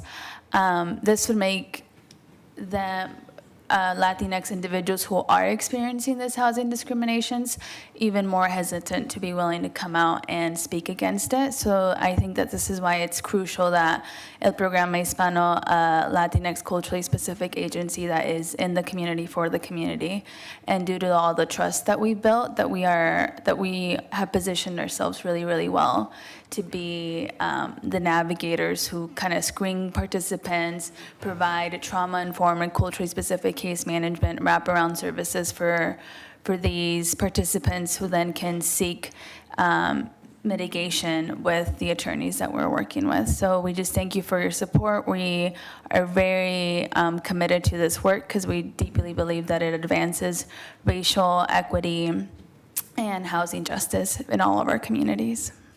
Thank you for working with us. We appreciate it very much. Good afternoon. Good afternoon, and thank you, Mayor and Commissioners, for having us here today. I'm glad to see you here, Commissioner Daly, and I hope that's a positive sign for you and your family that you're here today. My name is Alan Lazo. I'm the Executive Director at the Fair Housing Council of Oregon. I've heard your questions, and I'll address those at the end of our presentations, but I spent time writing this, so I'm going to go ahead and read it. So thank you also to Director Callahan and all of the staff at the Housing Bureau for their informed response to support these communities that have been impacted and targeted by housing discrimination. And thank you especially to our partners, at the Urban League and El Programa Hispano for the trusted collaboration that we are building together. This catalyst to new relationships that will help ensure equitable and just treatment in this very difficult housing market that you all have been addressing all afternoon, that extends even more so to those members of our community and our communities of color. Through this project, we, the Fair Housing Council of Oregon, will be training advocates in these organizations to recognize and bring forward fair housing violations that have been impacting their community members, as you've heard from both Yesenia and Donette. We'll also be providing direct Know Your Rights trainings to these community members, and also working, importantly, to connect those community members with the private civil rights attorneys that we work with to move fair housing cases forward. We as an organization are proud to be here at this table with this specific set of community organizations. As you know, I was here just a couple of weeks ago talking about the work that we do with other community organizations with Portland Unite Against Hate Coalition. And for our organization, this Fair Housing Legal Services Project represents yet another step in our continuing efforts to best serve communities that, again, have been targeted and impacted, especially in that housing market context. You've heard me talk previously about the history of racial discrimination, segregation, and displacement here and in many places. So you know that we have a history in this institution of housing that we should not be particularly proud of. A history that has targeted and impacted communities of color and many others. So we need to be intentional now about rebuilding that trust of these communities in what historically have been institutions that have not served them well. These intentions move us closer to creating that truly inclusive community and opening access to opportunities for all, those values that I know we all share so dearly as a city and as a community. We also know that there are many other targeted and impacted communities that aren't here at this table today. We know, for example, that today members of our LGBT community are under attack from hate groups in our city. We want communities to know that these same protections in housing extend to members of all protected classes, not just those that are with us here today. We're looking forward to the successes of this project with these specific partners at this table. We also are really looking forward beyond this initial pilot project to creating intentional collaborations that serve all of the targeted and impacted communities of protected classes in our city. So thank you all for the commitments that you continue to make to end housing discrimination and ensuring equal access to housing in our city and in our community. So I'm happy to answer those questions that you had earlier or about this project and about the work that we're doing together. Maybe Cristina, do you want to go first before we discuss some of the other pieces? Commissioner. Please. Good afternoon, Mayor and Commissioners. My name is Cristina Dirk. I'm an attorney with Legal Aid, and I'm also thrilled to be part of this collaboration with the Urban League, El Programa, and Fair Housing Council. You know, the results of the audit testing showed how far reaching discrimination is in our rental market for Black and Latinx renters. The results didn't come as a surprise to us, as we know racism in the rental market, both overt and subtle, is pervasive. We also know that the housing crisis is not just one of affordability, but of racialized gentrification. And as a result of this, as the market gets tighter, housing providers are pushing out communities of color for the benefit of middle-class white renters through discriminatory tactics. And despite the audit results, we also know that individuals are not coming forward to assert their rights as we might expect. There's both obviously institutional and structural reasons for that, and some of the reasons that Commissioner Hardesty mentioned. We are hoping that this project will help to address some of that disconnect. In general, the unmet need for civil legal services related to rental housing is vast. Housing legal assistance is now the most requested civil legal need from our office in Portland, making up about 40% of the callers. Our office receives thousands of calls a year seeking legal assistance with housing matters, and we're currently unable to meet the vast need for our services. Through this collaboration and funding from the city, we will be able to extend the temporary employment of one of our housing attorneys who was working on the eviction pilot project that was also through Portland Housing Bureau. Providing redress for victims of housing discrimination has always been a high priority work for our office. However, we recognize the barriers that both Black and Latinx individuals face when attempting to access both the legal system generally and legal aid specifically. The need for culturally specific, trauma-informed skills is critical. Urban League and El Programa are uniquely positioned to shape the priorities and the contours of this collaboration based on their relationships with the community members most impacted by discriminatory housing practices. And we are eager to listen to these partners on how to best serve clients in a manner that removes as many barriers as possible for people of color to enforce their rights and seek redress. We anticipate that through this collaboration, Legal Aid will provide community education, workshops, technical assistance as requested by our partners, receive guided referrals, and provide legal representation in a range of cases from direct advocacy, negotiated settlements, to larger disparate impact litigation that could result in policy changes for large-scale housing providers. Thank you. Excellent. Thank you. Colleagues, any questions for this panel? Alan, just would you care to address the question of partnering with the federal government on enforcement? Sure, I'll start there. And I think you're right, Commissioner Fish. There are sort of a natural set of partners that we have in the fair housing legal enforcement world, including the U.S. Department of Justice, the State Attorneys General, BOLI, and other folks. But there are specifics around those partnerships that we have to achieve to some degree, right? We're not going to move anything through the U.S. Attorney's Office unless it's pattern and practice. But we also aren't going to find pattern and practice cases if we don't have good community partners. So there's two sides to this. Both that answer, let me jump to another piece of that answer, though. If you're not aware, BOLI, the Bureau of Labor and Industries, who is charged with enforcing civil rights in the state of Oregon, is no longer substantially equivalent with regard to HUD and fair housing. And so that is not a pathway that we have any longer for enforcement. That is an issue that's been ongoing since 2015 now and hasn't been resolved.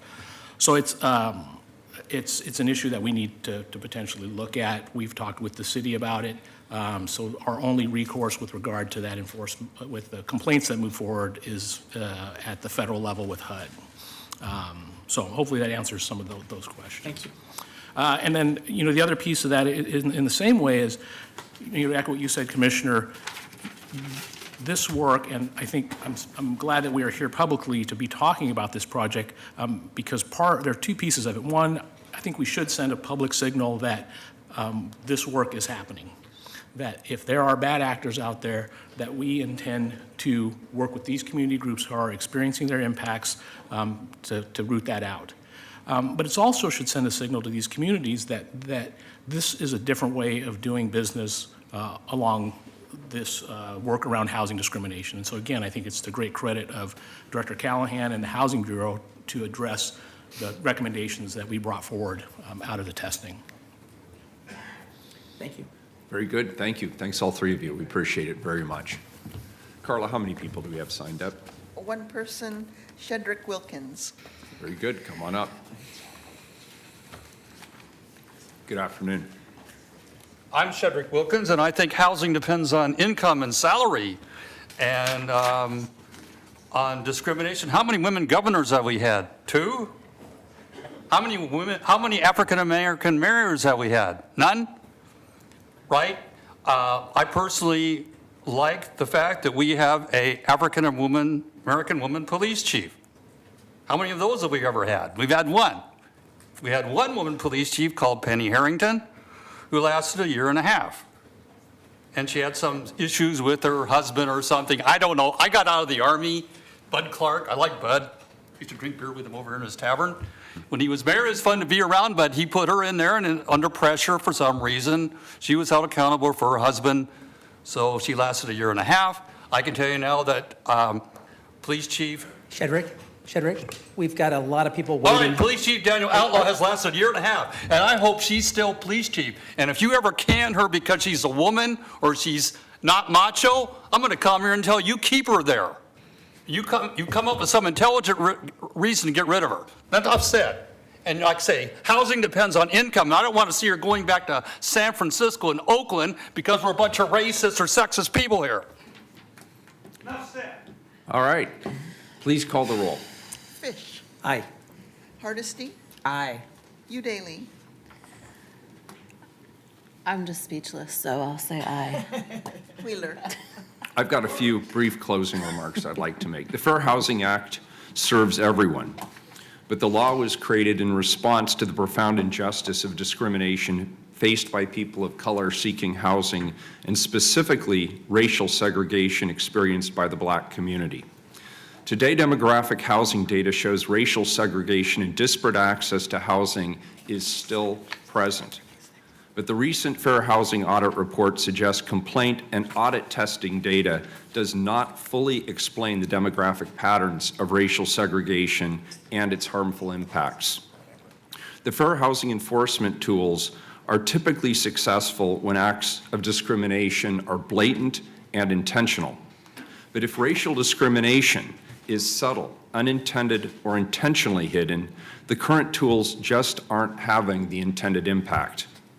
Because of the subtle forms of housing discrimination that are difficult to prosecute, we know many people of color just aren't reporting. They're not seeking help, and they're not even aware at times that they've experienced racial discrimination. This contract for service is designed to overcome the historic mistrust of the legal system, support the people who are experiencing real harm, and find better ways to enforce current fair housing law. I want to thank our partners who testified today for their leadership on this matter. I want to thank Shannon and the Housing Bureau for their exceptional work on this. I think this is a great new model, and I'm really proud that we're doing this here in Portland, Oregon. I vote aye. The ordinance is adopted as amended. Time certain items 160 and 161. Please read them together. 160, amend city code related to the administration of the Portland Clean Energy Community Benefits Initiative and other housekeeping amendments. And 161, create the Portland Clean Energy Community Benefits Fund. Colleagues, as you know, the Portland Clean Energy Community Benefits Initiative is the result of ballot measure 26201, which was passed by the Portland voters at the November 6th general election with a 65% yes vote. Together, these two ordinances codify the ballot measure into the city's codes. City staff and members of the community coalition that created and led the ballot measure have been working together since late last year after the passage of the measure to figure out what needs to be done to successfully implement the program. These ordinances are some of the first steps, but the process will continue over the next year. We'll hear more about that work during the staff presentation and invited testimony.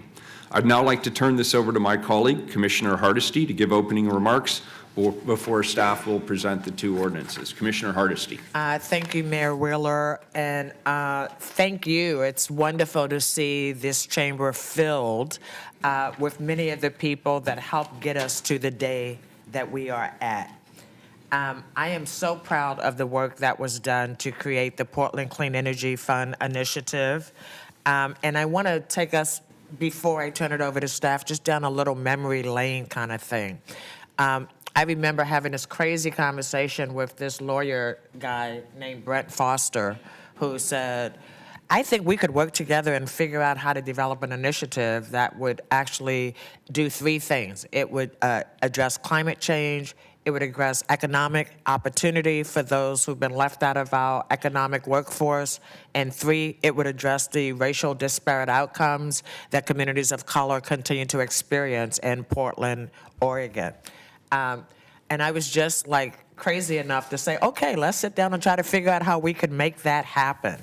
And we did. But what we did was something that I've never seen happen before in Portland, and certainly not in Oregon. And quite frankly, I don't think I've seen it anywhere else. What we did was create a coalition that included, that started with the NAACP Portland branch, Sierra Club, 350 PDX, Verde, the Oregon chapter of Sierra Club, I said that, Coalition of Communities of Color, Native American Youth and Family Center, the Asian Pacific Network of Oregon, and the Organic Consumer Association. That group spent almost 2 years refining a ballot measure that would go to the voters, that we would have to make the case to publicly as to why this is so. Why was this important? Well, because Oregon, actually the city of Portland, the city council, passed a resolution that said by 2050, we would be energy independent as a city. And I was really excited about that. Yay, we're going to make this happen. But then it was like, okay, how do we get there? And who are we going to be energy independent from? And who's going to benefit from that? So the more research we did, the more we found that everybody in the city of Portland pays into a fund called a public purpose fund on your utility bill, if you're fortunate enough to have a house. But what you may not know is that only people who have a nice house in good standing have the opportunity to actually get those energy efficiency improvements for their home. We did a lot of research. We ended up going to Salem. We wrote reports. And what we found out is that everybody pays into it, but only people who are upper middle class had the opportunity to benefit from that. And so this measure was about creating an equitable opportunity for low-income people and people of color to be able to get energy efficiency improvements, to get workforce training. Because as we started hearing about this new climate industry, what we saw were white men at the forefront. And when we would say, well, where are the people of color? Where are the women? What's happening with this new industry? And we were told, oh, we'll get to that, right? And we've been so successful at getting to that so far that community groups decided that we would take the reins of this activity and we would develop the measure. We would make the case for why the city should either adopt it, send it to voters, or we would go out and collect signatures. I am so proud of my coalition partners because within 5 weeks, they collected 35,000 signatures and it made the Portland ballot. This is the first time in a history that people of color developed a ballot initiative, led the organizing effort, and 3, ran the campaign to make it happen. So this initiative, what does it do? I think most of the people in this room probably know, but for the listeners, I will say it increases the business income tax by 1% for retail operations with $1 billion, and that's with a B, $1 billion in national sales and $500,000 sales in the city of Portland. And it gives us the opportunity as a city to do some really innovative developments, including addressing issues of workforce development, weatherization, energy efficiency improvements, prioritizing people of color and low-income communities. I love that this passed by a vote of 66% of the voters who participated in last year's election, because I think what that says is that we're ready to move beyond our racist history, and we're ready to move in lockstep with communities of color, with them in a leadership position, actually leading the way in how we as a community live up to our potential. And so I will have more to say when we get to the end of this, but I will leave it there. And I want to appreciate the staff because I had the opportunity to meet with Michelle and Thomas yesterday to get some of my additional questions answered. And Thomas Landum, who's our Revenue Division Director, I just wanted to thank you very much. I've never seen a city process that tracked public comment so well. And you did an excellent job of actually letting us know who participated, what their comments were, and which ones you accepted and didn't. And I promised I'd put it on the record. I'm putting it on the record. Thank you very much. Appreciate that. And so without further ado, I will turn it over to our esteemed panel and have them take it away. Thank you. Thanks. Thank you, ma'am. Thank you. So thank you very much. My name's Michelle Krim. I'm the Chief Sustainability Officer for the city. And today what we're going to do is present to you 2 ordinances that help to get some of the early pieces of work needed in place in order for us to create this fund. Portland is known nationally and internationally for our accomplishments in tackling climate change. We were the first city in the United States to create a climate action plan 25 years ago in 1993.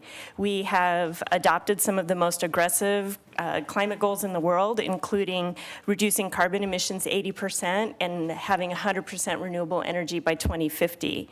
And we've made some real progress in reaching those goals. We've reduced community-wide emissions 19%, and today Portlanders produce 42% 10% fewer emissions per person than they did in 1990. But those carbon emissions are getting harder and harder to come by, and the runaway trajectory of global carbon emissions mean that we face a future a more likely future that we will be facing big impacts such as heat waves and flooding and wildfires. And not only will those impacts disproportionately affect communities on the front lines of climate change, including Portland's communities of color and low-income populations, but those same communities also have not benefited equitably from the past climate actions that the city has taken, and they also have not been always at the table to help us shape climate-related programs and policies. We know that reaching our aggressive climate goals and to address the challenges of creating a healthy, resilient, prosperous community for all requires that our climate work evolve. And the Portland Clean Energy Community Benefits Fund provides an outstanding model for how to do that. Where equity and racial justice is the beating heart of our climate work, it's not an add-on or nice to have that we have around the margins. Centering our work around a climate justice frame shouldn't be done because it's the right thing to do. In fact, it must be done because it offers the transformational solutions that we need to achieve our aggressive climate goals and to deliver on the city's economic, social, and environmental priorities.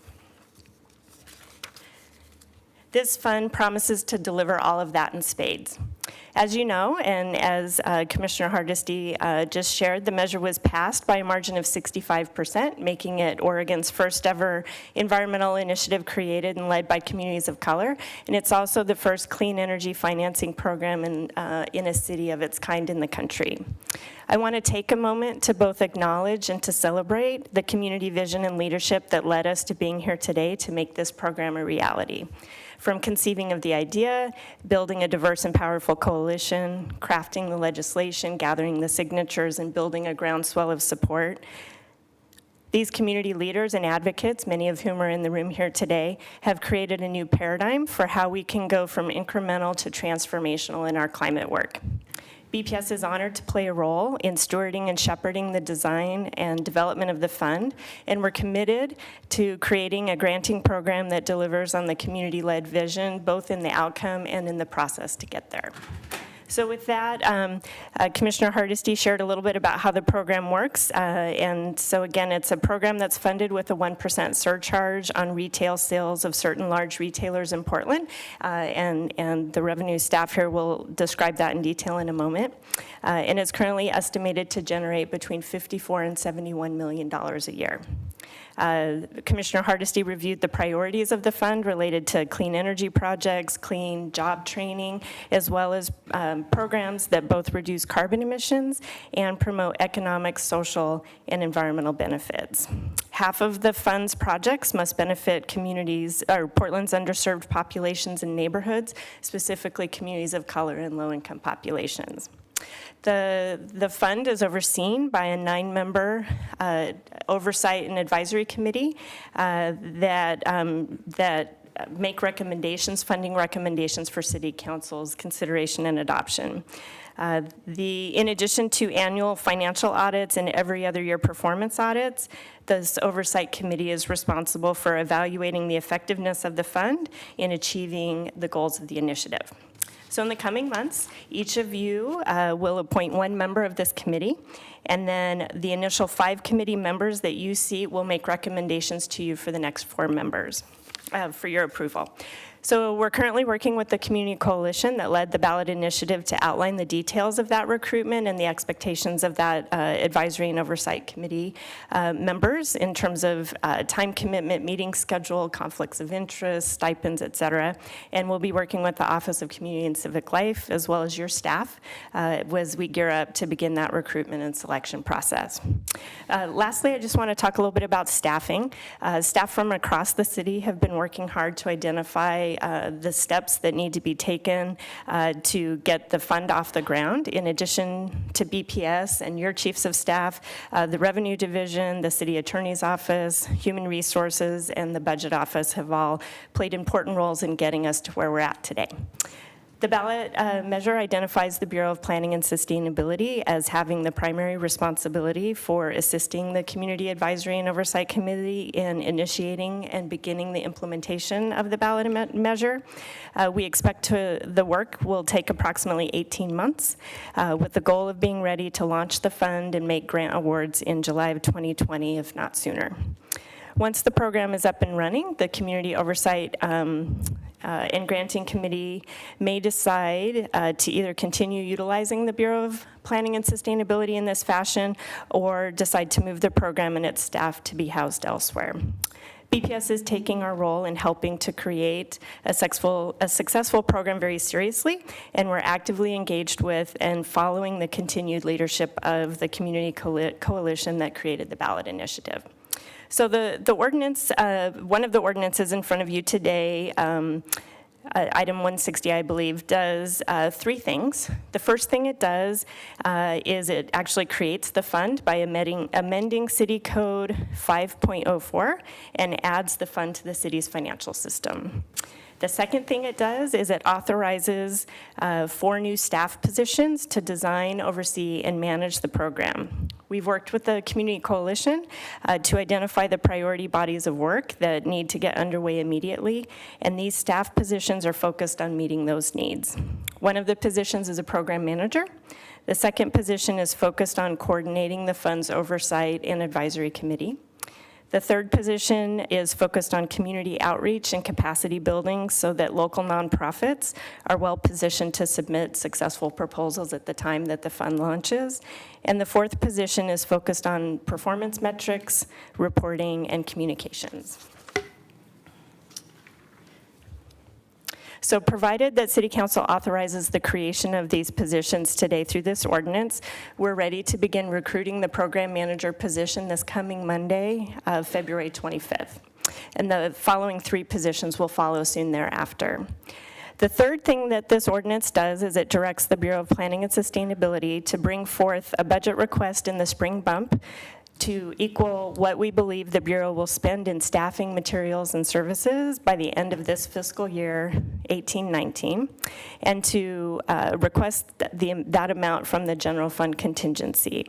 It also affirms that all reasonably necessary program expenses covered by BPS or the general fund are to be reimbursed by the Portland Clean Energy Community Benefits Fund when revenues are available in mid-2020. So with that, I would also say we just published a website related to the fund on BPS's website, and so there's more information there for people who are interested in learning more or want to get directly involved. And with that, I'll turn it over to Thomas. Thank you very much. I'm Thomas Lanham. Thomas, your mic's not on. Oh, okay, good, thank you. Thank you. Hi, I'm Thomas Lanham. I'm the Revenue Division Director. Joining me is Tyler Wallace, who's here to answer any questions. Tyler is our Tax Division Manager. Commissioner Hardesty and Michelle, I think, covered this very well, so I'm not going to dive into any detail about the measure itself, just highlighting kind of what we're here to do. So again, to reiterate, item number 160 implements the measure. Item number 161 creates the funds and the positions within BPS. Just to be really clear about what the changes are from the measure, we are making some changes, and our philosophy was to cleave as closely as possible to the intent of the voters, working very closely with the committee and with the petitioners to make sure that we didn't violate the spirit of the measure. And so there was some clarity around definitions, clarity around filing requirements, in aligning the measure with standard practices in taxation, such as looking to the current year sales measures rather than the prior year, in aligning to current definitions rather than creating new definitions whenever possible. So with respect to our next steps, implementing this, following council action today, we will begin an administrative rulemaking process where we will publicly post some proposed administrative rules that largely will get into a little more detail about some of the definitions, providing some examples for taxpayers so they understand what we believe would be included and not included in terms of the tax. That process will begin again very shortly, probably in March. We will publish a date in the Daily Journal of Commerce for a public hearing in the revenue offices for anyone that wants to provide feedback. And then following that feedback, we will either amend the administrative rules or adopt them. And so with that, I'll wrap up unless there are questions. I guess I would also add. Thomas, you. Yes, sir, Before you're you, right. before you disappear, there are 3 technical amendments. Yes, sir, that's right. Thank Can you walk us you. through those, please? I put that in bold caps and still read past it for No some worries. reason. I had it sitting right in front of me. I wasn't going to So let do you you go. all have a copy of Exhibit C? Yes. So there are 3 technical amendments to the ordinance. The first is in Council Finding Number 11, just updating the fiscal year from 2020, 2021 to 2019, 2020 in terms of when the senior revenue auditor positions would need to be added to revenue. Amendment number 2 is a amendment that is completely unrelated to the measure, but it was an action that we felt made a lot of sense in terms of getting our code up to date around intentional database hacking. So it simply increases the penalties for that if anyone were to intentionally hack into the business license information system. And then the third amendment corrects 2 legacy code references that were not gender neutral, and I want to thank Michelle Krim and her staff for pointing those out to us. I'm happy to read those into the record, but I think the written record suffices for Exhibit C. And then, now my final comments would be, first I'd like to thank the Clean Energy Committee and the Coalition. They have been absolutely wonderful to work with. I also want to thank the business community and Portland Business Alliance. We had some very frank and I think fruitful discussions about some changes they felt should be made. And then lastly, Revenue Division staff, if you could stand up in the back there and take a bow or otherwise. Thank you very much for all the help that you've given in terms of getting this thing stood up. Mayor, Commissioner Fish. do you want us to move the package of amendments? Yes. So I move the amendments as a package. We have a motion from Commissioner Fish. We have a second from Commissioner Hardesty. Any further discussion on the amendments? Call the roll on the amendments. Fish? Aye. Hardesty? Aye. Udaley? Aye. Wheeler? Aye. The amendments are on the table. Thank you for your testimony. We appreciate it. All right, we have an invited testimony panel as well. Reverend Edie Mondene is here today. Jenny Lee from the Coalition of Communities of Color, and I forgot to mention that Reverend Mondene is the president of the NAACP Portland branch and the chief petitioner of Measure 26201, the Portland Clean Energy Initiative. Jenny Lee is the advocacy director of the Coalition of Communities of Color. And I hope I'm pronouncing this gentleman's name correctly, Ranfi Villatoro? Close? Thumbs up, good, excellent. Oregon State Policy Director, Blue Green Alliance, and Nate Mccoy, the Executive Director of the National Association of Minority Contractors of Oregon. Come on up, thank you for being here.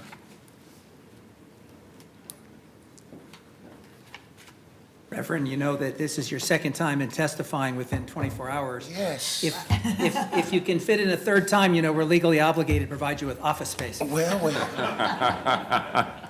today is my birthday, and I wouldn't want to be anywhere else. Ah, happy birthday. That's great. Hey, Nate, let's bring another chair up. Just grab that Just one grab again. that chair. Reverend, I didn't recognize you in your street clothes. I'm sorry? I didn't recognize you in your street clothes. Well, you know, I sometimes wear jeans. Me too. No. Would you like to go ahead and start us off since it's your birthday? Yes, I'm You bet.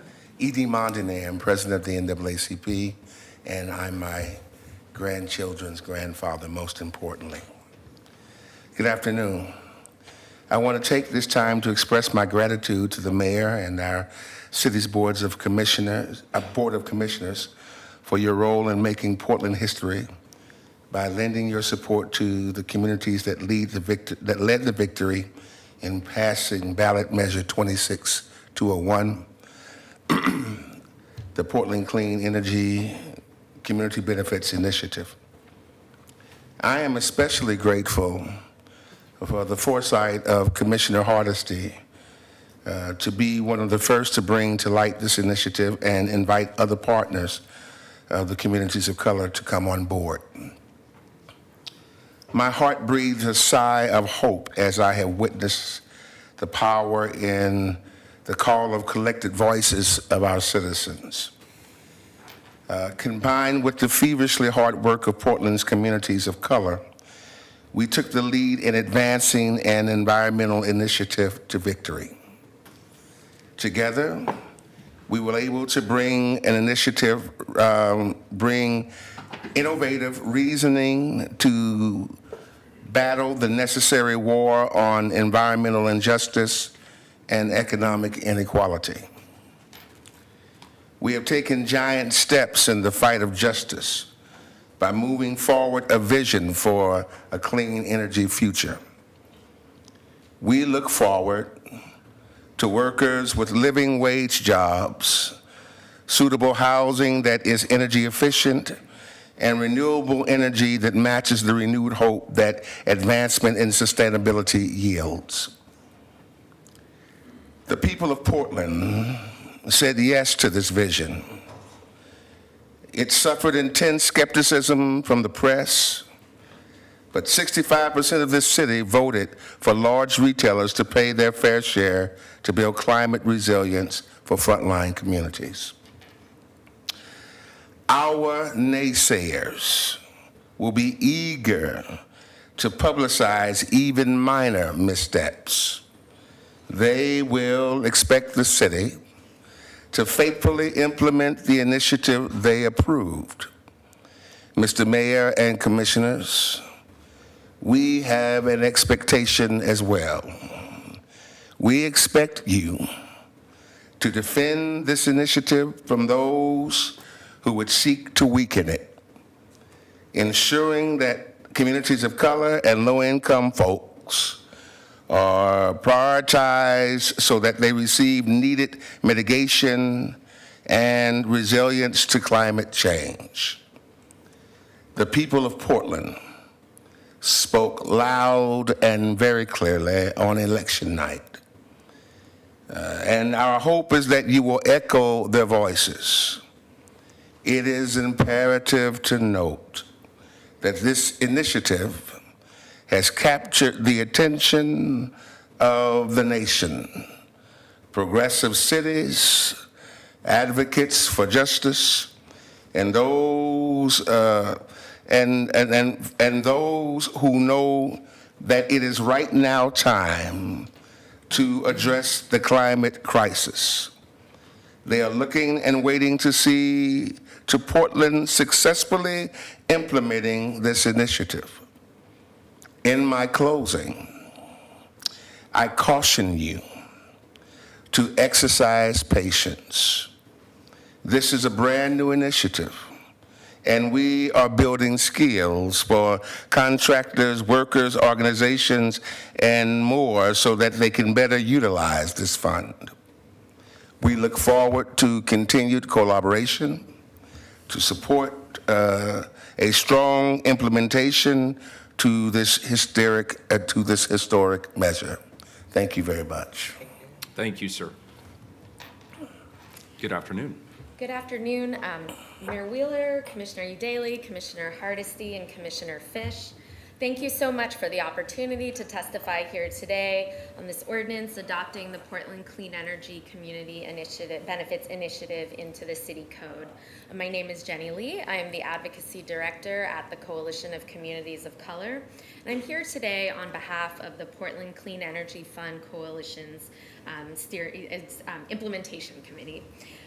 The amendments before you today will help improve the initiative's language with the city code, make it easier for the Revenue Division to collect the clean energy surcharge efficiently and effectively.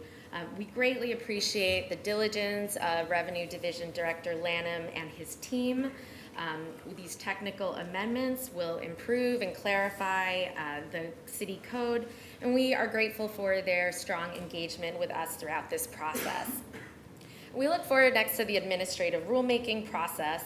With the passage of this initiative, the City of Portland's voters clearly recognize the urgent need for corporations to pay their fair share to address climate change and economic inequality, and we expect that this intent will be achieved. We also look forward to the next steps in hiring the program staff at the Bureau of Planning and Sustainability and establishing a diverse and representative grant committee who will develop the program framework in fidelity to the vision of this initiative. We are truly inspired by the potential that the Portland Clean Energy Fund has to transform our city.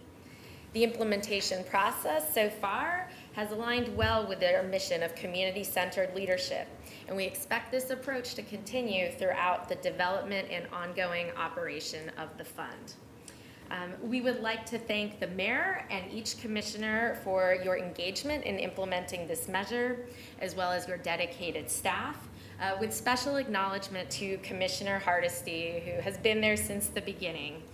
We also thank, again, the Revenue Division, Director Lanham and his team, as well as the Bureau of Planning and Sustainability, Michelle Krim and her staff. They have been an outstanding partner in recognizing the importance of implementing this measure swiftly and with the due diligence needed to make sure that this program is off to a strong start. Since the election, I personally have been amazed at the number of people that we have been able to get in the same room so quickly across so many city offices and bureaus, and that truly is a testament to our shared commitment to making this program a success. We know that the eyes of the nation will be on us, and I think that we truly have put in that effort and commitment thus far. Again, thank you for your work and for the opportunity to testify today. We are genuinely excited to continue on this journey together to create a more just and equitable Portland for all of us who call this city our home. Thank you. Thank you. Good afternoon. Good afternoon. Thank you, Mayor Wheeler, Commissioner Udaley, Commissioner Hardesty, Commissioner Fish. My name is Ranfis Genetino Viatoro, and I am the Oregon State Policy Coordinator with Blue Green Alliance, which is a coalition of labor environmental organizations working together to solve today's environmental challenges in a way that creates and maintains good quality jobs in a stronger, fairer economy. We're guided by the principle that we can no longer choose between good jobs and a clean economy environment, that the actions we take to create quality jobs and protect working people in the environment must go hand in hand. And that together we can build a clean, thriving, and fair economy. We believe that this initiative has the opportunity to do just that and be a beacon of hope, not just for the city, but the state and this country. I want to take this time to recognize the many PSEF leaders and volunteers who helped dream and push this initiative. Many of whom pushed this forward are descendants of a generation that were asked to wait and not now around issues of social justice, economic justice, and racial justice. Many of us still hear that today. And many of those leaders were able to stand, just like the generations before us, to answer the proverbial questions. If not now, when? Yeah. If not us, who? The time to act boldly and constructively is limited, and it is our belief at BGA that a just and inclusive future can and will be built by communities of color, environmental and labor organizations, and visionaries working together. It will require a diverse and skilled, trained workforce working on renewable and energy efficiency projects. It will require the creation of good paying jobs and access to healthcare and pensions. It will require a system that rewards diverse, high road developers and contractors and employers.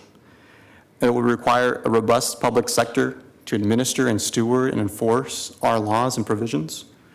And most importantly, it will require us to continue to work with multiple stakeholders and impact communities to continue to strive a more just and inclusive future. Again, collectively, we need to work together to ensure no person, no community is left behind in our energy transition. As Reverend Dr. King once observed, all labor that uplifts humanity, has dignity and importance, and should be undertaken with painstaking excellence. This day is for the PSEF Coalition and the collective wisdom of Portland voters who continue to shoot for the moon for a more just and more inclusive clean energy future. We do this not because it is easy. We do this because it is true measure of who we are as a city and what we strive to be. Thank you. Excellent, thank you. Good afternoon. Good afternoon. I'm pleased to be here. Mayor, Commissioners, thank you for having me today. For the record, my name is Nate Mccoy, Executive Director of the Oregon Chapter of the National Association of Minority Contractors. I can vividly remember a year and a half ago, Joanne actually calling me at NAMAC and telling me a lot about this initiative. And I can tell you, as a 501c6 chapter, we don't tend to endorse campaigns, but her case was so compelling, and when I took it to our board and our members, it was almost a no-brainer for us to jump in and support this initiative. What I wanted to also say, just for the record, as a side note, is that you see us all in green today, minus me. I'm an Oregon Duck alumni, and I should be ashamed that I don't own a green shirt. So I am unified with my group today, but in spirit more than in clothing. So thank you for that. I have a couple key points that really set this initiative apart from all the conversation today. Four key points. For the first time ever in my history, in 37 years of being alive, I have never seen such an initiative which, one, was led solely by the community, two, was environmentally sound, which is all about the climate today and how much we need to do to be ready for the future. three, socially connected from a community, from an agency, and from those who really benefit from the work that we will create. And then four, selfishly for NAMAC, we care about pipeline of work. We cannot afford to wait for major projects that don't always include our members to create the pipeline of contracting capacity as well as diversity within the workforce. And I think this blends all four of those by far more than I've seen anywhere.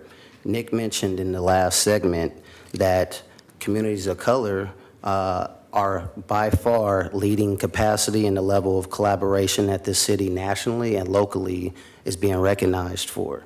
And that's great for us all to be a part of that. I've also heard the mayor say in the past that a good plan is only as good as the resources that follow it. 54 to 71 million a year. If we can't work with that, we are all in the wrong business. So I think that's a great initiative. I just have a couple key themes because this will become sticking points when we start to talk about funding. We are eagerly looking to be ambitious with goal setting around these dollars to ensure, not to say, but ensure that communities of color benefit. We are discussing 300 to 500 plus jobs yearly that would become green sector jobs that not only contractors who already do some of this work, but for those workers who actually can start to work on new avenues in the workforce.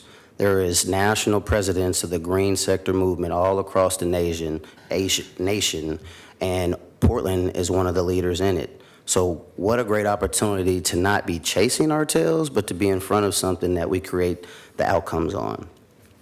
What I also want to discuss, because we talked about housing, as some of you as commissioners know, I'm on the Portland Housing Advisory Commission. What I really, truly appreciate about this discussion is that when you think about affordable housing, we all know that the construction costs are skyrocketing. And I can remember as a construction manager, we had to make decisions based on, are we putting solar and weatherization in this project, and can we make it pencil?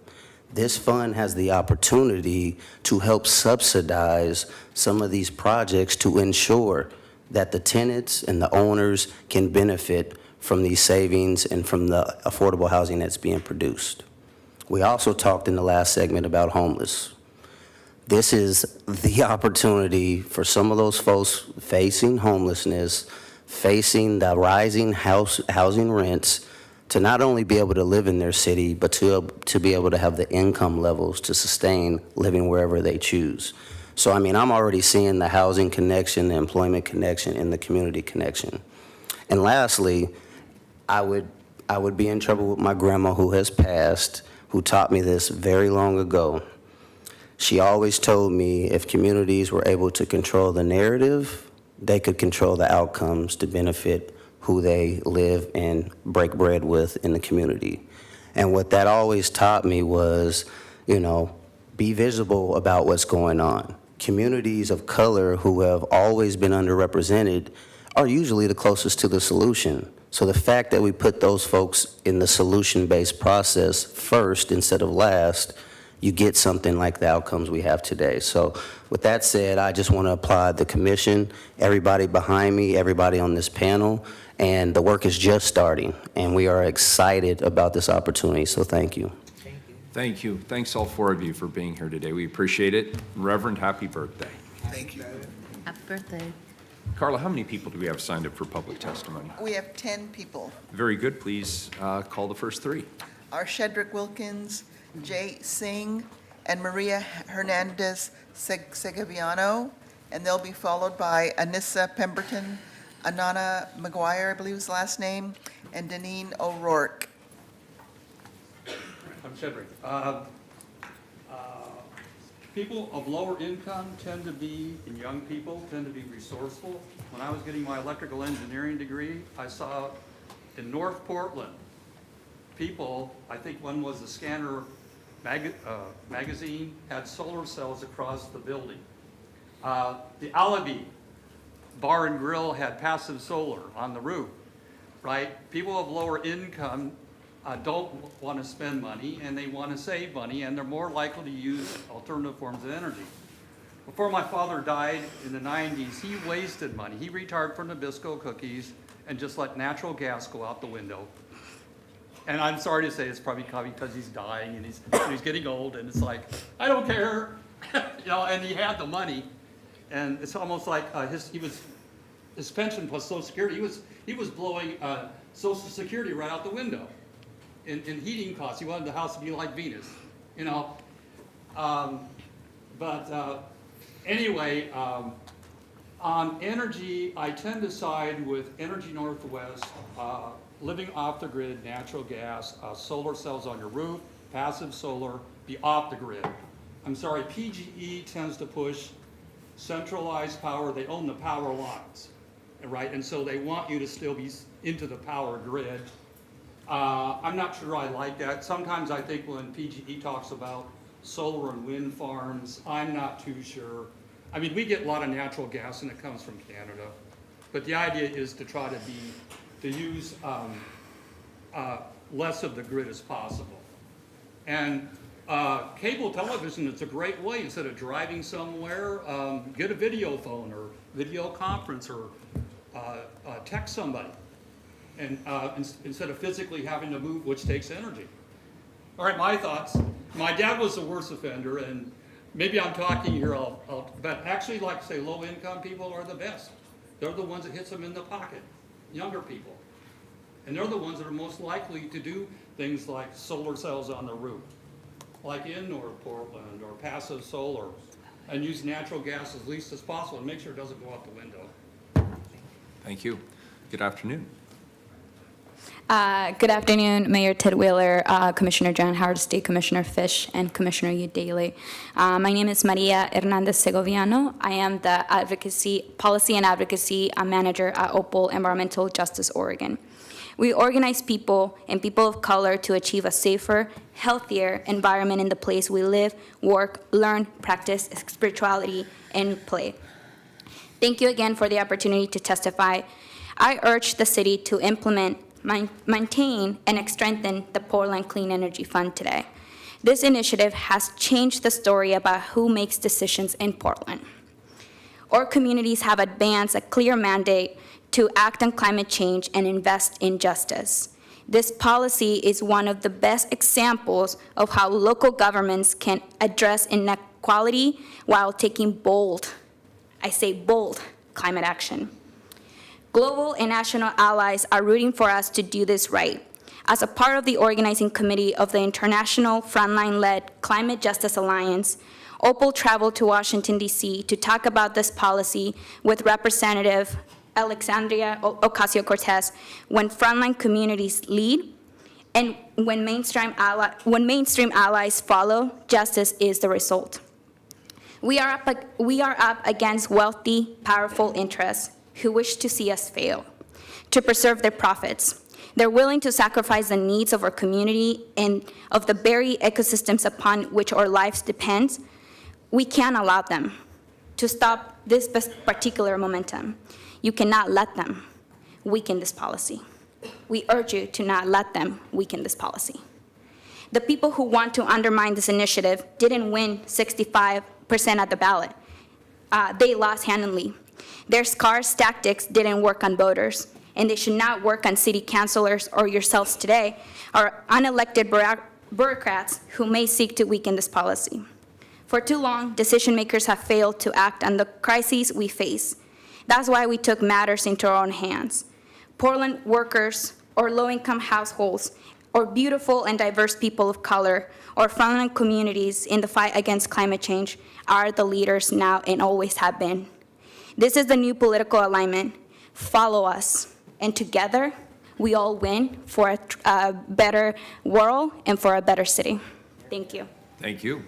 Good afternoon. Good afternoon, Mayor and Commissioners. My name is Jay Singh. I'm a field organizer at Hispano, the Asian Pacific American Network of Oregon. I'm speaking here today to urge the city to, of course, vote to make this groundbreaking initiative into city code, but also to defend this initiative and do everything in your power to make sure it is strong, effective, and able to be a model for the nation about what it looks like to take climate action and create good jobs while addressing social inequity. Climate change is already harming the Asian and Pacific Islander communities that Hispano works with. For example, in the Punjab region of India, where my family is from, most people are farmers.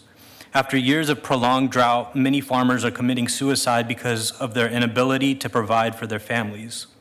Others are forced to migrate to other cities in India and also outside the country. If our country and the rest of the world don't take action, we're looking at massive migration at an unprecedented scale. At the same time, we need to make sure that immigrants and people of color who are here have access to good-paying jobs in the green economy so that they have the resources they need to be resilient to the impacts of climate change. At Hispano, our members have repeated loud and clear as Portland's cost of living goes higher and higher, they need living wage jobs to be able to stay here and keep their kids in school here. They are excited for the opportunity to be trained as solar installers, to start companies in home energy retrofits. Hispano was proud to knock on thousands of doors to talk about Portland Clean Energy Initiative because we know what it means. More solar power for homes, schools, businesses, job training for low-income workers to transition to good-paying jobs, and energy efficiency projects and reduce utility bills for our communities. As you listen and watch me today, and as I sit here before you today, I want you to see thousands of Asian and Pacific Islander families who are depending on you all to make sure that this groundbreaking initiative succeeds. We urge you to vote the Portland Clean Energy Initiative into city ordinance. Thank you. Thank you. Thanks, both of you. Commissioner Hardesty. Excuse me, just for the record, that's okay. I just wanted to say that there is absolutely no intent to weaken the voters' will. So I just want that to be on the public record. Anybody else who's worried about that, you don't have to worry about it because there's no way we're going to let it get weakened. If anything, we are looking to make it stronger. Next three, please, Carla. Next three are Anissa Pemberton, Deneen O'Rourke, and we'll go with Dr. Andy Harris. And then the last two will be Nikki Dobey and Bob Solinger. Very good. Good afternoon. Would you like to start, please? Yeah. Thank you. Hello, my name is Anissa Pemberton, and I'm the Just Based Transition and Equity Organizer at 350 PDX. It is an honor to speak with you all today about the Portland Clean Energy Fund, especially knowing that the collaboration with frontline communities has been so meaningful so far. I grew up in rural Illinois as a Latinx person in a community impacted by industrial agriculture. And I have felt firsthand the toxic effects of greenhouse gas emissions on public health, environmental degradation, and how these impact people of color and low-income communities before they become obvious to more privileged folks. I moved to Portland because of the opportunities to create significant progressive change that will emanate to a national stage. It was so incredible to join the campaign as a field organizer to pass the Portland Clean Energy Initiative, in which communities of color took the lead in advancing an environmental initiative to victory for the first time in Oregon. Our field team organizers and volunteers worked tirelessly to build momentum and knowledge in our community, but it was not hard to advocate for this bill. In November 2018, I walked into the campaign party after being on the phones until 8 p.m. to hear that we won by a landslide. And 65% of this city wants large retailers pay their fair share to build climate resilience for frontline communities. I continue to live in a low-income community of people of color, and frontline communities and our allies know that you will defend this initiative against deniers of a just transition to a green economy, deniers of empowering historically marginalized communities, and deniers of corporate accountability. They will be eager to undermine this initiative. We are standing in solidarity with one another today to let it be known that we expect you to stand up to these forces. We look forward to implementing this brand new initiative, and that by collaborating, we know we can ensure a grant program that builds skills and resources for workers and organizations so that they can use this fund to grow a local green economy.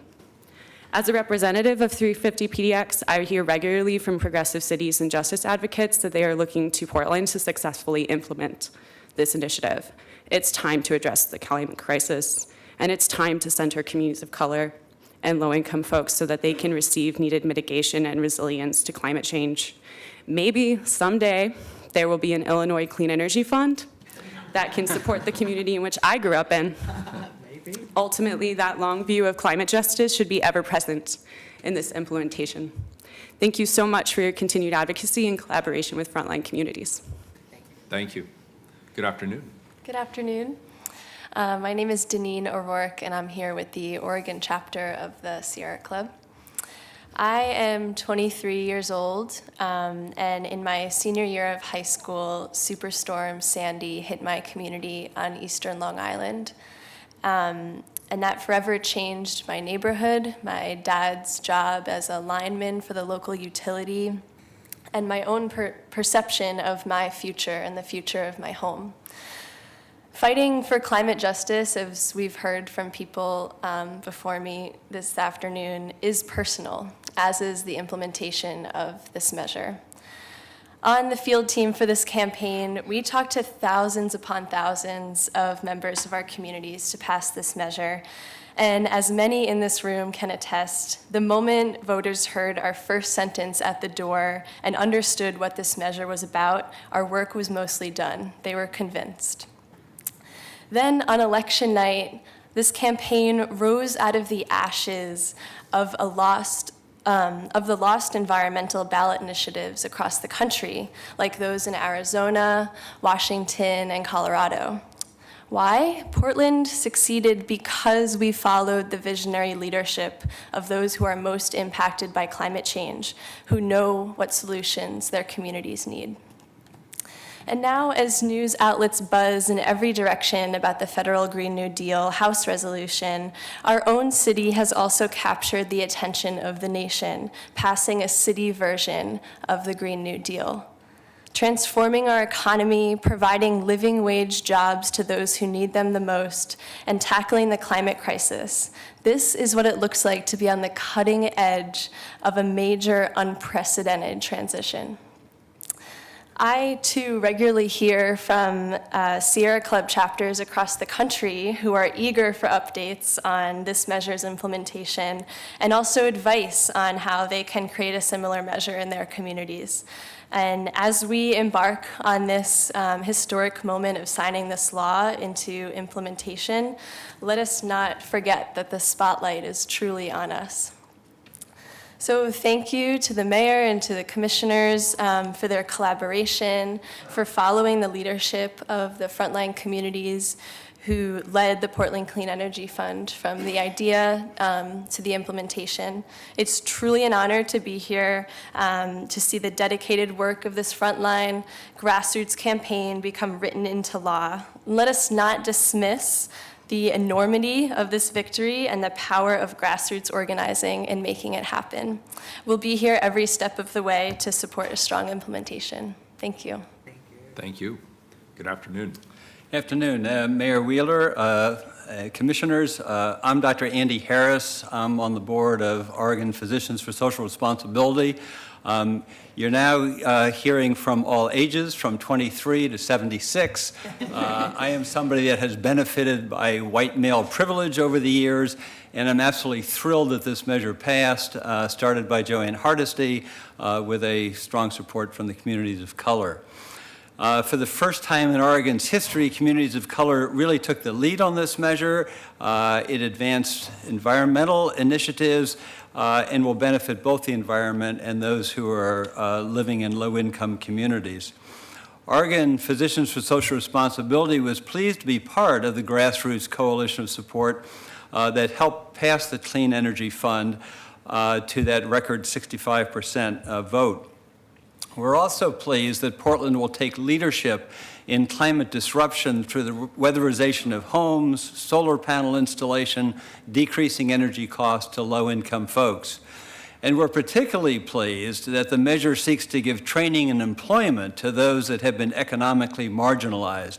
The number of people in poverty in Portland has increased dramatically over the last 2 to 3 decades, the Portland Clean Energy Fund addresses the economic disparities at a local level. It provides for increased skills for contractors, workers, organizations, and others who will utilize this fund.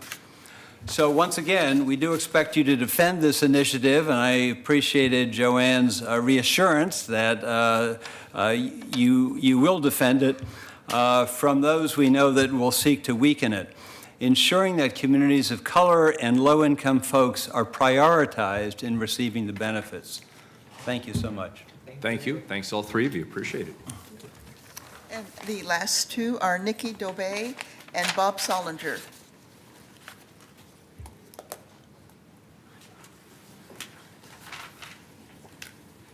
Welcome. Thank you for being here. Would you like to go ahead? Yeah. Thank you. Thank you, Mayor Wheeler, Commissioners. My name is Nikki Dobey. I am Senior Tax Counsel with the Council on State Taxation. We are a nonprofit trade association that represents, our members are large multinational corporations, and our mission is to promote fair and efficient state and local taxation for multi-jurisdictional taxpayers. As background, I am a state and local tax attorney. I am a resident of Portland as well, and I've been working in this area for over 12 years. I'm going to change the conversation a little bit because I'm going to get really technical into the tax issues that are included in this ordinance. We are opposed, COST is opposed to two specific deletions within the proposed changes by the Revenue Division, specifically to the deletion of references to U.S. and national sales as it pertains to the $1 billion threshold, and then also to the deletion of the prior year for purposes of determining who is subject to this tax. We understand the challenges with administering this tax that the Revenue Division is facing. This is a completely new tax type. And at the end of the day, this tax is much more akin to a sales tax than an income tax or a surcharge on an income tax.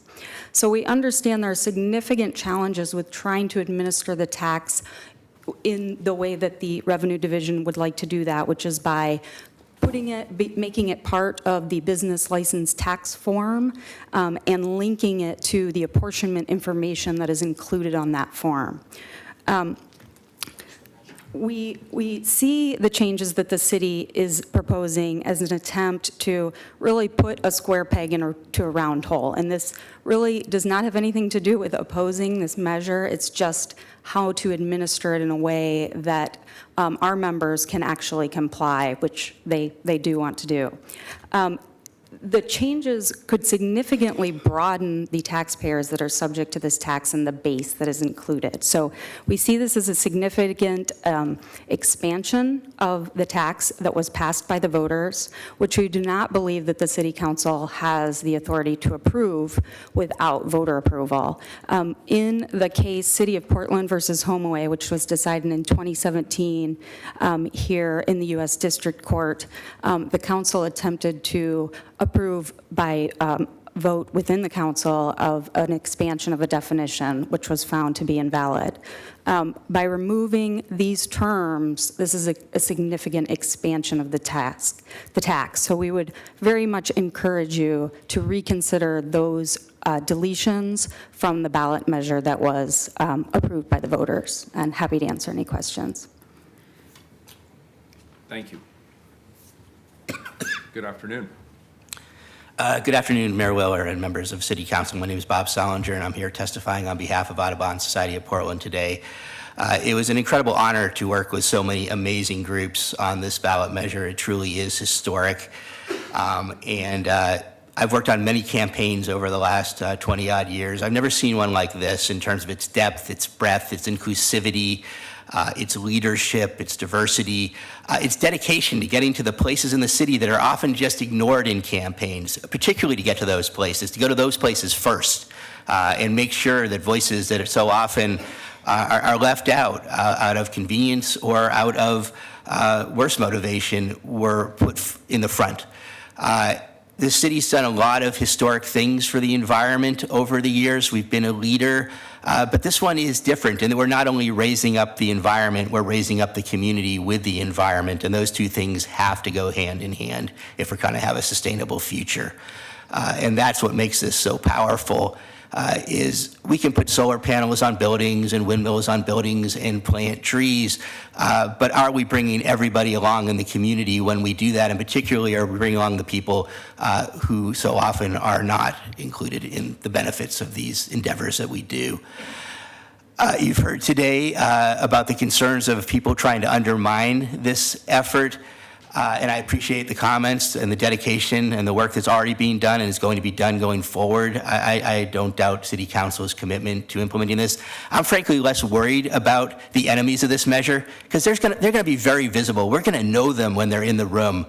And we can get over that. I think the bigger challenge is actually the institutional impediments that are in place. How do we think outside the box? Because that's what this demands. This demands that we go outside of the things that we've done for a long time, the structures we have, the comfort zones we've been in, and really have to think differently about the structures that we use to implement it so that we do truly reach the people that this is intended to reach. I think that's going to be the bigger challenge, and that's something we really look forward to working with you on. I've been really excited to be part of the campaign and also in the follow-on work as people have been sort of flooding in and realizing that something historic is happening, that landscape change is coming, and that our community is going to be lifted up. So thank you for your work on this, and we look forward to working with you and everyone else to get it done. Thank you. Thank you for your testimony. Does that complete public testimony? Yes, that's all. Colleagues, any further discussion? Carla, on item 160, please call the roll. Fish. Well, first of all, let me thank city staff and invited guests for their testimony, and thanks to everyone who took time out of their busy day today to be with us. It's been a long week. Actually, it's been kind of a historic week in some regards. Done a lot of important and interesting work. To the point that Bob just closed out on, the voters have spoken. Our job is to defend this fund, to strengthen it where appropriate, and then to implement it. And I think by virtue of the presentation we received today, we're starting on the right foot. I vote aye. Hardesty? It's amazing how much has been accomplished since Election Day. When I got here on January 2nd, I was like, oh man, is this gonna take a while? So I am very, very impressed with the work that's been done by city staff to get us to where we are today. It's absolutely fabulous that they were able to do so much detailed work in such a short period of time. And a special thanks to the finance director for making that happen. Really appreciate that. I have a list of people that I want to thank, and many of them aren't in the room, but these were the frontline folks from very early on. And so I want to personally thank Con Palm from Hispano, Maggie Talmadge, who is now in graduate school somewhere, Alan Hippolito, I thought I saw him come in. Hey, Alan. Brent Foster, Lenny D, Adriana Voss, Andrea, and Reverend Edie Montanet, who stepped in when I went and did that crazy thing like running for public office. I want you to know that this was a labor of love, and this was a labor of love based on outcomes that we have achieved in the city of Portland over the last 100 years or more. This was a different way to do business, and I hope the message that people learn from this process is that we could actually have equitable outcomes, but we have to start them in a totally different way. This measure actually gives us kind of a roadmap to how you center communities of color first, those frontline communities, and then you bring the big boys in to be your partners. I think what I loved most about this initiative was the hundreds of people that were waiting to go, when can I start collecting signatures? When can I start collecting signatures? It was absolutely phenomenal. I've never seen that in the city of Portland. And so I just want to thank everyone who had a little, a medium, or a big role in making this happen, and give you my promise that I will be watching it like a hawk to make sure that it's implemented just as we intended. I vote aye. Udaley? Well, the cynic in me is tempted to tell my new colleague, Commissioner Hardesty, not to get used to items like this moving swiftly forward. I, too, had an early win in the first month or so of my seat on City Council, and it's been a rude awakening how long it's taken to get my next steps moved forward, but I'm going to check my inner cynic, and I'm going to say, let's keep this train rolling. Thank you, everyone, for being here today, for your hard work, and for your support. I was proud to be a early supporter of the Portland Clean Energy Fund and endorser, and I have a confession to make. The Portland Clean Energy Fund was the first measure I ever canvassed for. Because while I am not exactly a wallflower, I hate knocking on people's doors. And I didn't even knock on people's doors for my own campaign. I just swiftly snuck up to their porches and hung my door hanger on their knobs and ran away and hoped not to be yelled at. But I learned a really valuable lesson, and I'm not going to volunteer for every campaign, but I have overcome my deep-seated fear, and I'm willing to go out and do that for the right causes. I was prepared to read a long list of thank yous to community partners who successfully advanced this initiative, but Commissioner Hardesty has already done me that favor, so you all know who you are. Suffice to say, it was just an impressive coalition of communities of color, environmental advocates, community and faith leaders, businesses, nonprofits, neighborhood associations, and numerous elected representatives. I want to take a minute to illuminate the not very catchy or intuitive term, just transitions, which we've heard in this room a few times. I'm sure that most, if not all of you, know what it means, but for the benefit of our listeners and viewers, I just want to take a moment to talk about it. Just Transitions is an international movement devoted to climate and economic justice. It advances the critical move from an extractive economy to a regenerative economy while benefiting those who have been most harmed by redressing past wrongs and creating new opportunities, economic opportunities. Van Jones, I think, said it best. Y'all know that Van Jones is a fan of Portland Clean Energy Fund. He described the fund as a beautiful idea that takes 1% from the 1% to benefit the 100%, which conjures up for me the poetic, if not entirely fair, moment in time we're at where we see the people who have been most harmed, most disadvantaged, poised to be the ones who may very well save this country from itself. So I want to thank you all for that. Today, I promise to you that I will do everything in my power to ensure that we make the most of this incredible opportunity that the community and the voters delivered to our doorstep. I most happily vote aye. Wheeler? Well, I want to thank everybody who came out today to share their support of this important and historic initiative. I want to particularly thank Reverend Mondane, who came here on his birthday, Jenny Lee, Nate Mccoy, and Ranfi Viatoro for your remarks about the historic nature of this and the important way that this advances both equity and economic prosperity for everyone in this community. I particularly want to thank Commissioner Hardesty for her leadership on this important initiative. The shared goals that were described earlier today are extremely important goals for this community. And I want to publicly commit my administration to working well with the frontline communities who led this ballot measure to make sure that the Portland Clean Energy Community Benefits Fund is successful and that it delivers on the promised goal. That is my pledge to you. There's a lot at stake, as has been said, to make sure that we get this right. And I concur with those who say that people are watching how this unfolds. And it will require our constant vigilance to make sure that this is implemented correctly. Why is it so important? I have said, and I believe, and I'll say it again right now, that climate change, I believe, is the most significant issue facing this planet today. It is the largest crisis of our era. And as you know, Portland, has been said, has taken a leadership role in ambitious planning around reducing carbon emissions and addressing the impacts of climate change, but there is always more work that we can be doing. And addressing the needs of the most vulnerable and historically underserved communities is a worthy goal. And this initiative gets to that goal. It was mentioned that the concept of the Green New Deal is being discussed in Washington and elsewhere around the country.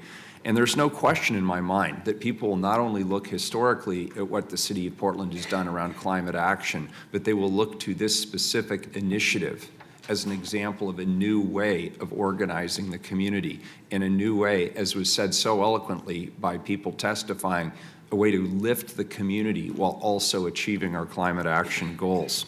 This is about ensuring a more sustainable future for all.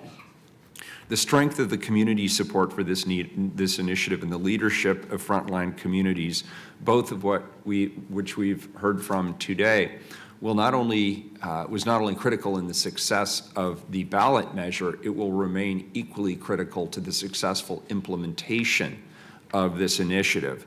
And so hearing people come to the dais and commit to that partnership going forward was very, very well received, I know, by all of us on the Portland City Council. Again, I want to thank everybody from the Portland Clean Energy Fund Coalition Steering Committee for working diligently with city staff from literally the day that this passed at the polls. The city staff has committed to making sure that this is implemented effectively. I want to particularly thank Thomas Lanham from the Revenue Division and Michelle Krim and Vin Mason from the Bureau of Planning and Sustainability for your dedication and hard work to make sure that this gets done right. Conclusion, I want to say I look forward to the city and the community continuing to work together on the successful implementation of the Portland Clean Energy Community Benefits Fund to deliver on the goals of building a more resilient, sustainable, equitable, and prosperous city for all. Thank you. I vote aye. The ordinance is adopted. Next item.